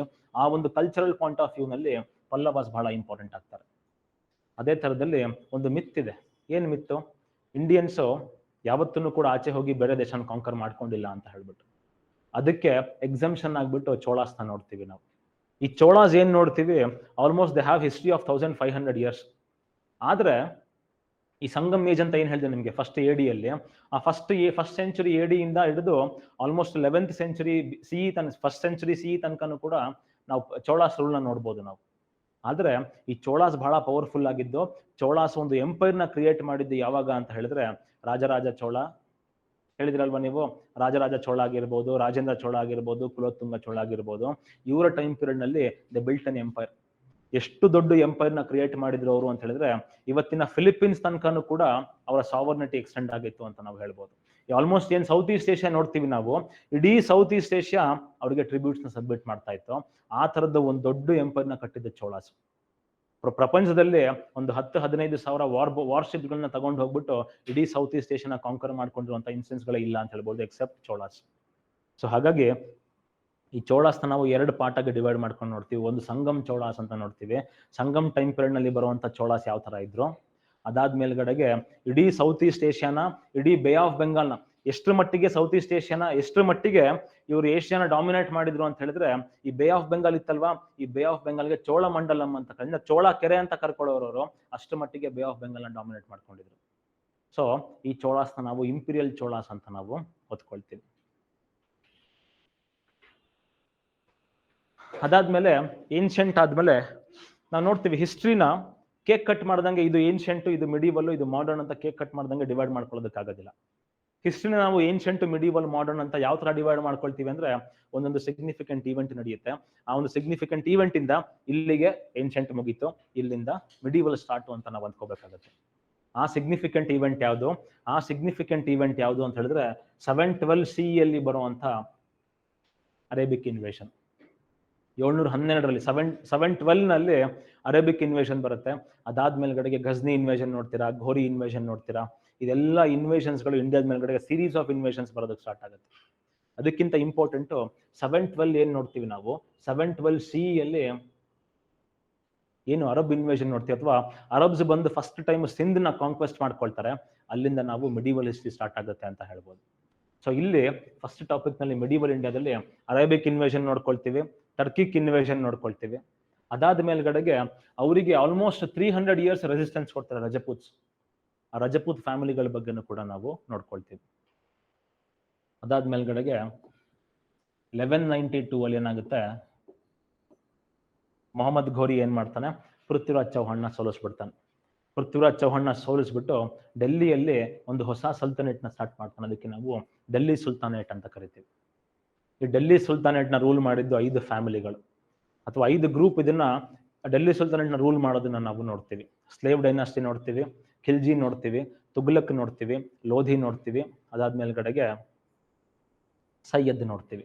ಈ 5 ಡೈನಾಸ್ಟಿಗಳು ಡೆಲ್ಲಿ ಸುಲ್ತಾನೇಟ್ ನ ರೂಲ್ ಮಾಡೋದನ್ನ ನೋಡ್ತೀವಿ. ಆ 5 ಡೈನಾಸ್ಟಿಗಳ ಹಿಸ್ಟ್ರಿ ಬಗ್ಗೆ ನೋಡ್ತೀವಿ. ಯಾವ ತರ ಅವ್ರ ಟೈಮಲ್ಲಿ ಸೊಸೈಟಿ ಇತ್ತು, ಹೌ ವಾಸ್ ದೇರ್ ಎಕಾನಮಿ ಅನ್ನೋದ್ರ ಬಗ್ಗೆ ನಾವು ಡೆಲ್ಲಿ ಸುಲ್ತಾನ್ಸ್ ನ ಕೆಳಗಡೆ ನೋಡ್ತೀವಿ. ಅದೇ ಟೈಮ್ ಪೀರಿಯಡ್ ನಲ್ಲಿ ಡೆಲ್ಲಿ ಸುಲ್ತಾನೇಟ್ ನ ಅಥವಾ ಡೆಲ್ಲಿ ಸಕ್ಸಸರ್ಸ್ ಟು ಡೆಲ್ಲಿ ಸುಲ್ತಾನೇಟ್ಸ್ ಅಂತ ಕರಿಬಹುದು ನಾವು, ಮುಘಲ್ಸ್ ಬರೋದನ್ನ ನಾವು ನೋಡ್ತೀವಿ. ಯಾವ ತರ ಇವರು ಕೂಡ ಟರ್ಕಿಕ್ ಗ್ರೂಪ್, ಇವರು ಕೂಡ ಸೆಂಟ್ರಲ್ ಏಷ್ಯಾದಿಂದ ಬಂದಿರುವಂತ ಫಾರಿನರ್ಸ್. ಇವ್ರು ಯಾವ ತರ ಒಳಗೆ ಬರ್ತಾರೆ, ಇವ್ರು ಯಾವ ತರ ಇಂಡಿಯಾದಲ್ಲಿ ಒಂದು ಎಂಪೈರ್ನ ಕ್ರಿಯೇಟ್ ಮಾಡ್ಕೊಳ್ತಾರೆ, ಯಾವ ತರ ಇವರ ಅಡ್ಮಿನಿಸ್ಟ್ರೇಷನ್ ಇತ್ತು. ಎಸ್ಪೆಷಲಿ ಮುಘಲ್ಸ್ ನಲ್ಲಿ ಅಕ್ಬರ್ನ ರಿಲಿಜಿಯಸ್ ಟಾಲರೆನ್ಸ್ ಪಾಲಿಸಿ ಬಹಳ ಇಂಪಾರ್ಟೆಂಟ್ ಆಗುತ್ತೆ. ಏನಕ್ಕೆ ಅಂದ್ರೆ 1192 ಇಂದ ಹಿಡಿದು ಅಕ್ಬರ್ ಬರೋ ತನಕನೂ ಕೂಡ we had seen series of religious intolerance. ನಿಮ್ಗೆ ಕನ್ವರ್ಟ್ ಆಗದೆ ಇದ್ರೆ ಟ್ಯಾಕ್ಸ್ ಹಾಕ್ತಾ ಇರ್ತಾರೆ, ಫೋರ್ಸ್ಡ್ ಕನ್ವರ್ಷನ್ಗಳು ನಡೀತಾ ಇರುತ್ತೆ. ಲಿಟ್ರಲಿ ಮಾಸ್ ಮರ್ಡರ್ಸ್ಗಳು ನಡೀತಿರುತ್ತೆ. ಈ ತರದ ಟೈಮ್ ಪೀರಿಯಡ್ ನಲ್ಲಿ ಒಬ್ಬ ರಿಲಿಜಿಯನ್ಸ್ ಟಾಲರೆನ್ಸ್ ಬಗ್ಗೆ ಮಾತಾಡ್ಕೊಂಡ್ ಬರ್ತಾನೆ ಅಕ್ಬರ್ ಅಂತ ಹೇಳ್ಬಿಟ್ಟು. ಅವ್ನ ಅಡ್ಮಿನಿಸ್ಟ್ರೇಟಿವ್ ಸಿಸ್ಟಮ್ ಯಾವ ತರ ಇತ್ತು, ಅವ್ನ ಟೈಮಲ್ಲಿ ರಿಲಿಜಿಯಸ್ ಟಾಲರೆನ್ಸ್ ನ ಪ್ರಮೋಟ್ ಮಾಡೋದಕ್ಕೆ ಏನೇನ್ ಮಾಡಿದ ಅಕ್ಬರ್ ಅಂತ ತಿಳ್ಕೊಳ್ಳೋದು ಇಂಪಾರ್ಟೆಂಟ್ ಆಗುತ್ತೆ ನಾವು. ಅದಾದ ಮೇಲ್ಗಡೆಗೆ ಈ ಮುಘಲ್ಸ್ ಟೈಮ್ ಪೀರಿಯಡ್ ನಲ್ಲಿ ಮುಘಲ್ ಹೇಗೆ ಅಂತ ಹೇಳಿದ್ರೆ ಒಂದು ಕಂಟಿನ್ಯೂಮ್ ಅಲ್ಲ. ಫಸ್ಟ್ ಬಾಬರ್ ಬರ್ತಾನೆ, ಹುಮಾಯೂನ್ ಬರ್ತಾನೆ. ಹುಮಾಯೂನನ್ನ ಶೇರ್ ಶಾ ಸೂರಿ ಅಂತ ಒಬ್ಬ ಅಫ್ಘಾನ್ ನೋಬಲ್ ಇರ್ತಾನೆ. ಆ ಅಫ್ಘಾನ್ ನೋಬಲ್ ಶೇರ್ ಶಾ ಸೂರಿ ಏನ್ ಮಾಡಿರ್ತಾನೆ, ಸೋಲಿಸ್ಬಿಟ್ಟು ಓಡಿಸ್ಬಿಟ್ಟಿರ್ತಾನೆ 15 ವರ್ಷ. ಯಾರು?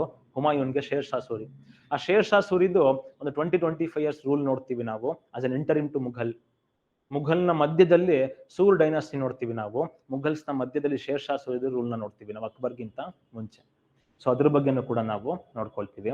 ಅದ್ರ ಜೊತೆಯಲ್ಲಿ ಭಕ್ತಿ ಮೂವ್ಮೆಂಟ್ ಅನ್ನು ಕೂಡ ನೋಡ್ಕೊಳ್ತೀವಿ. ಯಾವ ತರ ನಾವು ಏನ್ಷಿಯಂಟ್ ಟೈಮ್ ನಲ್ಲಿ ನ್ಯೂ ಐಡಿಯಾಸ್ ಅಂತ ನೋಡ್ಕೊಂಡ್ವಲ್ಲ ಬುದ್ಧಿಸಂ ಮತ್ತೆ ಜೈನಿಸಂ ಬಗ್ಗೆ, ಅದೇ ತರದಲ್ಲಿ ಮಿಡೀವಲ್ ಇಂಡಿಯಾದಲ್ಲೂ ಕೂಡ ಹಾಗೇನೆ 8th ಸೆಂಚುರಿಯಲ್ಲಿ ಮತ್ತೆ ಹೇಳ್ತೀನಿ, ಸೊಸೈಟಿ ಯಾವಾಗ ಸ್ಟಾಗ್ನೆಂಟ್ ಆಗುತ್ತೆ ಅವಾಗ ಒಂದಷ್ಟು ಇಂಪಾರ್ಟೆಂಟ್ ಪರ್ಸನಾಲಿಟೀಸ್ಗಳು ಬರ್ತಾರೆ. ಏನಕ್ಕೆ? ಸೊಸೈಟಿಗೆ ಚಲನೆ ಕೊಡೋದಕ್ಕೆ, ಮೂವ್ಮೆಂಟ್ ತಂದು ಕೊಡೋದಕ್ಕೋಸ್ಕರ. ಅದೇ ತರದಲ್ಲಿ ಮಿಡೀವಲ್ ಇಂಡಿಯಾದಲ್ಲಿ ಭಕ್ತಿ ಮೂವ್ಮೆಂಟ್ ನಡೆಯೋದನ್ನ ನಾವು ನೋಡ್ತೀವಿ. ಸೊ ಭಕ್ತಿ ಮೂವ್ಮೆಂಟ್ 8th ಸೆಂಚುರಿಯಿಂದ ಹಿಡಿದು 16th ಸೆಂಚುರಿ ತನಕ ಯಾವ ತರ ನಡೀತು ಭಕ್ತಿ ಮೂವ್ಮೆಂಟ್ ಅನ್ನೋದ್ರ ಬಗ್ಗೆನೂ ಕೂಡ ನಾವು ನೋಡ್ಕೊಳ್ತಾ ಹೋಗ್ತೀವಿ. ಈ ಭಕ್ತಿ ಮೂವ್ಮೆಂಟ್ ನ ಇನ್ಫ್ಲೂಯೆನ್ಸ್ ಇಂದಾನೆ ಮಹಾರಾಷ್ಟ್ರದಿಂದ ಒಂದು ಬಹಳ ದೊಡ್ಡ ಎಂಪೈರ್ ನ ಕ್ರಿಯೇಟ್ ಮಾಡ್ಕೊಳ್ತಾರೆ, which was led by Shivaji. ಅದನ್ನ ನಾವು ಮರಾಠ ಎಂಪೈರ್ ಅಂತ ನೋಡ್ಕೊಳ್ತೀವಿ. ಯಾವ ತರ ಇನ್ನೇನು ಇಡೀ ಇಂಡಿಯಾನ ಕಾಂಕರ್ ಮಾಡ್ಕೋಬೇಕು, ಇಡೀ ಇಂಡಿಯಾನ ಕಾಂಕರ್ ಮಾಡ್ಕೊಂಡು ಮತ್ತೆ ವಾಪಸ್ ಇಂಡಿಯನ್ ರೂಲ್ ನ ಎಸ್ಟಾಬ್ಲಿಷ್ ಮಾಡಬೇಕು ಅನ್ನೋ ಟೈಮಲ್ಲಿ ಯಾವ ತರ how they were defeated by British ಅನ್ನೋದನ್ನು ಕೂಡ ನಾವು ಈ ಮರಾಠ ಎಂಪೈರ್ ನ ಕೆಳಗಡೆಗೆ ನೋಡ್ಕೊಳ್ತೀವಿ.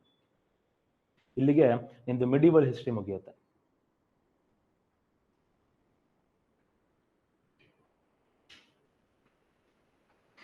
ಅದಾದ್ಮೇಲೆ ಸ್ಟಾರ್ಟ್ ಆಗೋದು ನಿಮ್ಗೆ ಮಾಡರ್ನ್ ಹಿಸ್ಟ್ರಿ. ಇಲ್ಲೂ ಕೂಡ ಹಾಗೇನೆ ನಾನು ಆಗ್ಲೇ ಹೇಳಿದೆ, ನಮಗೆ ಈ ಹಿಸ್ಟ್ರಿ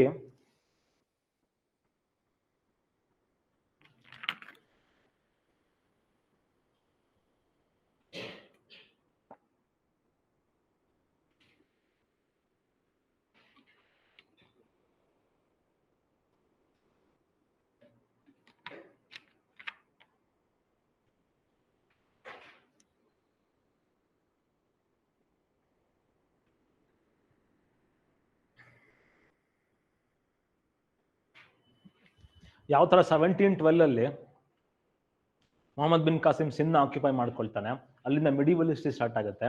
ಅದೇ ತರದಲ್ಲಿ 1498 ಅಲ್ಲಿ ವಾಸ್ಕೋಡಿಗಮ ಬರ್ತಾನೆ ಕ್ಯಾಲಿಕಟ್ಗೆ.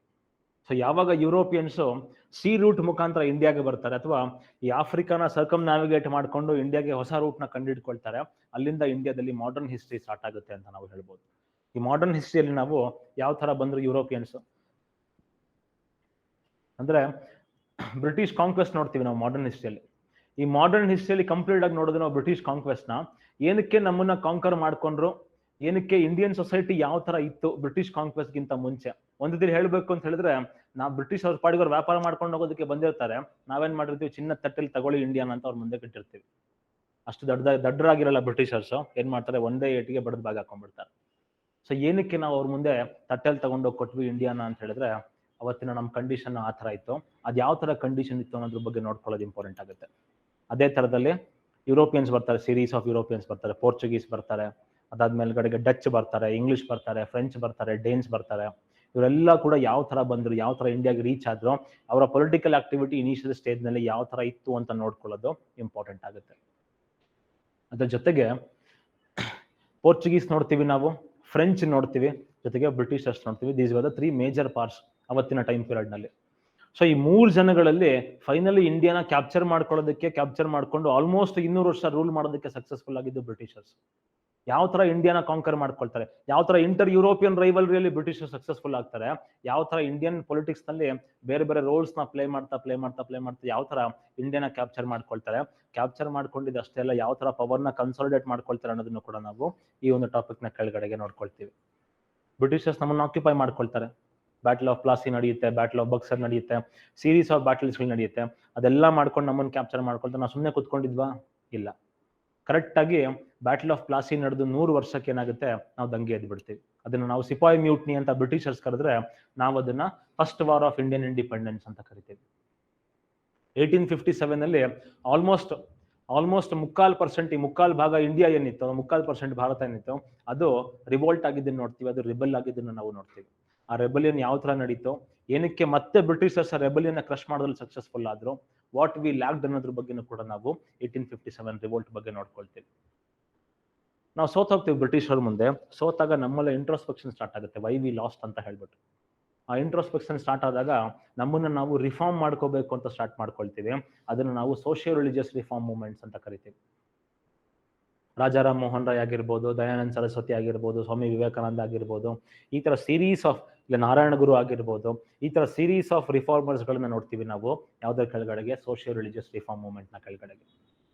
ಅದೇ ತರದಲ್ಲಿ ಯಾವಾಗ ನಮ್ಮನ್ನ ನಾವು ರಿಫಾರ್ಮ್ ಮಾಡ್ಕೊಳ್ಳೋದಕ್ಕೆ ಸ್ಟಾರ್ಟ್ ಮಾಡ್ಕೊಳ್ತೀವಿ, ಯಾವಾಗ ನಮ್ಮ ಒಳಗಡೆ ಹೊಸ ಅವೇರ್ನೆಸ್ ಬರೋದಕ್ಕೆ ಸ್ಟಾರ್ಟ್ ಆಗುತ್ತೆ, ಅವಾಗ ಏನಾಗುತ್ತೆ, ನಮ್ಮ ಒಳಗಡೆ ಇರುವಂತ ನ್ಯಾಷನಲಿಸಮ್ ಆಚೆ ಬರುತ್ತೆ.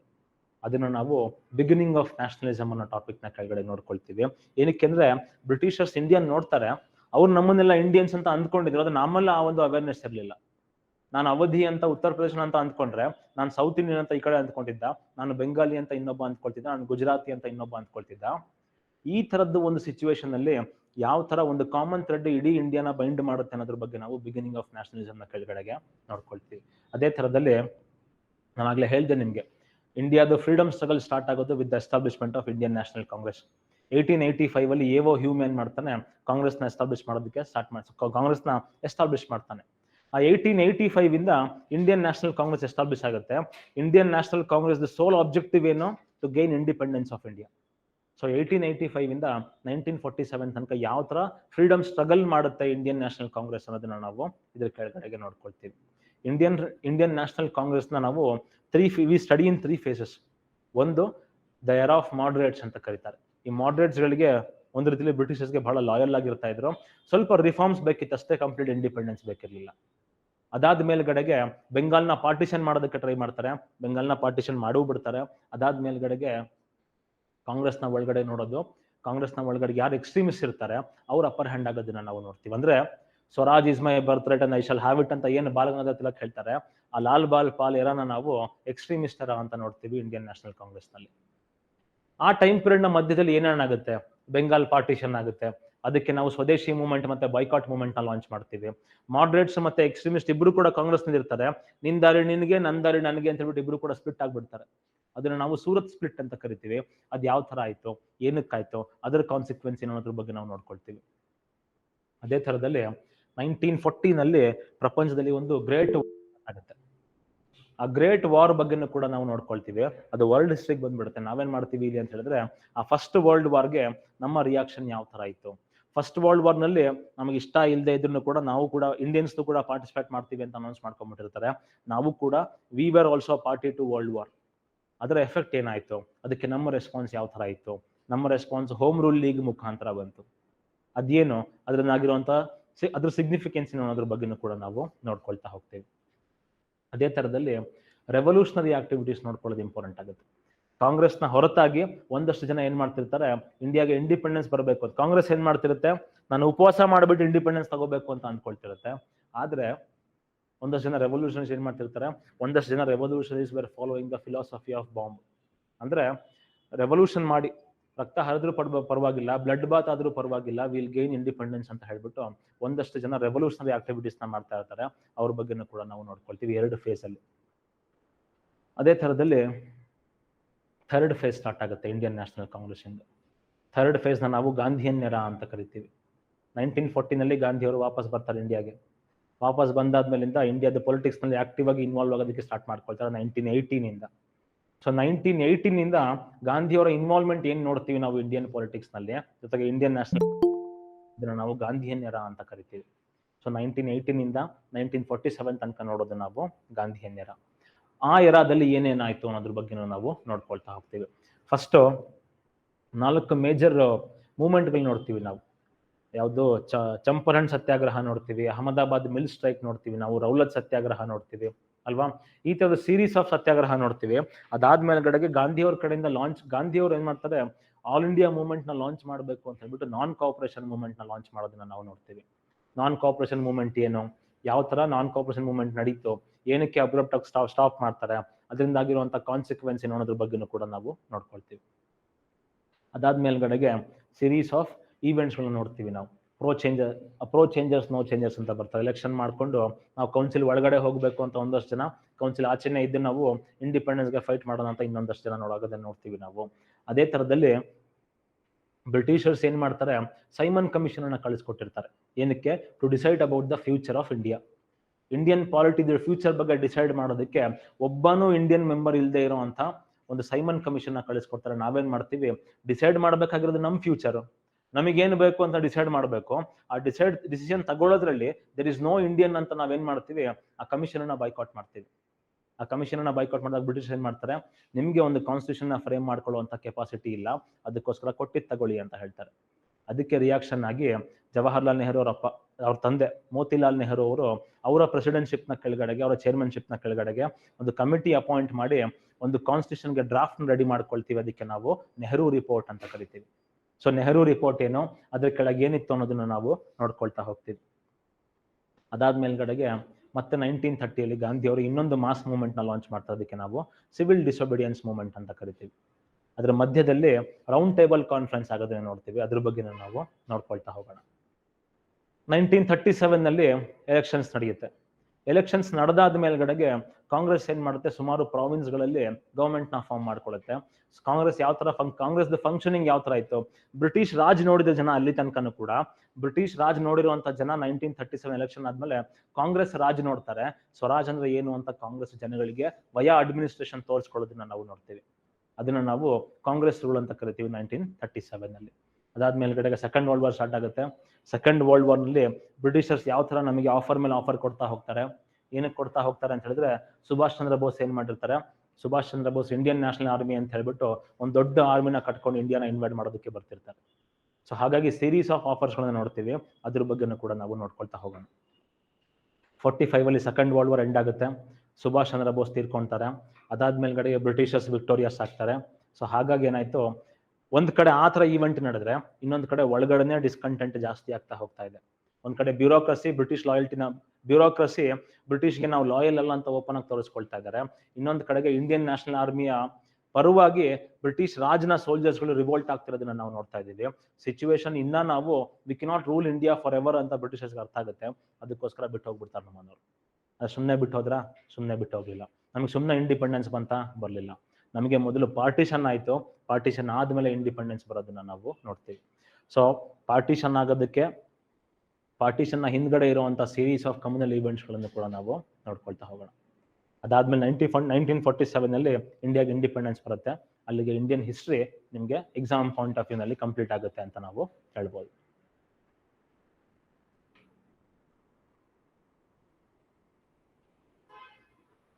ಬರ್ಕೊಂಡ್ರ ಇದು ಬರ್ಕೊಳ್ಳಿ. ಏನಕ್ಕೆ ಅಂತ ಹೇಳಿದ್ರೆ, ಯಾವ ಟಾಪಿಕ್ ಆದ್ಮೇಲೆ ಯಾವ ಟಾಪಿಕ್ ಓದ್ಕೊಂಡ್ ಬರ್ಬೇಕು ನಿಮ್ಗೆ. ನೀವೇ ಕ್ಲಾಸಿಗೆ ಬರ್ತಾ ಇದ್ದೀರಾ ನೀವು ಅಂತ ಹೇಳಿದ್ರೆ, ಸುಮ್ಮನೆ ಕ್ಲಾಸಿಗೆ ಬಂದು ಎದ್ದಿದ್ರೆ ಪ್ರಯೋಜನ ಇಲ್ಲ. ನೀವು ಕ್ಲಾಸಿಗೆ ಬರ್ತಾ ಇದ್ದೀರಾ ಅಂತ ಹೇಳಿದ್ರೆ ಪ್ರೀ ಕ್ಲಾಸ್ ಪ್ರಿಪರೇಷನ್ ಮಾಡ್ಕೊಳ್ಳೋದು ಇಂಪಾರ್ಟೆಂಟ್ ಆಗುತ್ತೆ. ನಾಳೆ ಏನ್ ಮಾಡ್ತೀನಿ ಅಂತ ಇವತ್ತೇ ಹೇಳಿರ್ತೀನಿ ನಾನು, ಅದ್ರ ಬಗ್ಗೆ ಸ್ವಲ್ಪ ನೋಡ್ಕೊಂಡ್ ಬಂದಿರೋದು ಇಂಪಾರ್ಟೆಂಟ್ ಆಗುತ್ತೆ. ನೀವು ಅದ್ರ ಜೊತೆಗೆ ಮನೆಗೆ ಹೋಗಾದ್ಮೇಲೆ, ಕ್ಲಾಸ್ ಮುಗಿದಾದ್ಮೇಲೆ ಪೋಸ್ಟ್ ಕ್ಲಾಸ್ ಪ್ರಿಪರೇಷನ್ ಮಾಡ್ಕೊಳ್ಳೋದು ಬಹಳ ಇಂಪಾರ್ಟೆಂಟ್ ಆಗುತ್ತೆ. ಸೊ ಅದಕ್ಕೋಸ್ಕರ ಏನೇನ್ ಕಂಟೆಂಟ್ ಇದೆ, ಏನೇನ್ ಕವರ್ ಮಾಡ್ತಾ ಇದೀನಿ ಅನ್ನೋ ಐಡಿಯಾ ಇದ್ರೆ ನಿಮಗೆ ತುಂಬಾ ಈಸಿಯಾಗಿ ನೀವು ಟಾಪಿಕ್ ನ ಓದ್ಕೊಂಡ್ ಬರ್ಬೋದು.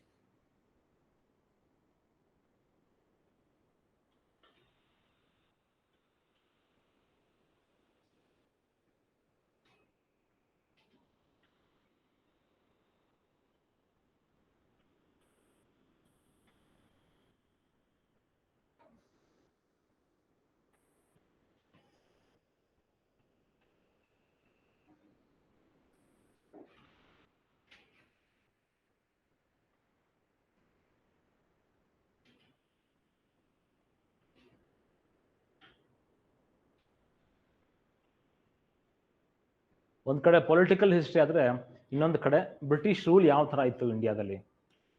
ಸೀರೀಸ್ ಆಫ್ ಆಕ್ಟ್ ಗಳನ್ನ ನೋಡ್ತೀವಿ ನಾವು. 1773 ರೆಗ್ಯುಲೇಟಿಂಗ್ ಆಕ್ಟ್ ಅಂತ ಒಂದು ಆಕ್ಟ್ ಇಂಟ್ರೊಡ್ಯೂಸ್ ಮಾಡ್ತಾರೆ. ಅಲ್ಲಿಂದ 47 ತನಕ ಇಂಡಿಪೆಂಡೆನ್ಸ್ ಆಕ್ಟ್ ಬರೋ ತನಕ ಸೀರೀಸ್ ಆಫ್ ಲೆಜಿಸ್ಲೇಷನ್ಸ್ ನೋಡ್ತೀವಿ ನಾವು. ಸೊ ಅದೇನು, ಅದ್ರ ಕಂಟೆಂಟ್ ಏನಿತ್ತು ಅನ್ನೋದ್ರ ಬಗ್ಗೆ ನೋಡ್ಕೊಳ್ತಾ ಹೋಗ್ತೀವಿ. ಇಂಡಿಯಾದ ಮೇಲ್ಗಡೆಗೆ ಆಗಿರುವಂತಹ ಎಕನಾಮಿಕ್ ಇಂಪ್ಯಾಕ್ಟ್ ಏನು ಅನ್ನೋದನ್ನ ಕೂಡ ನಾವು ನೋಡ್ಕೊಳ್ತೀವಿ.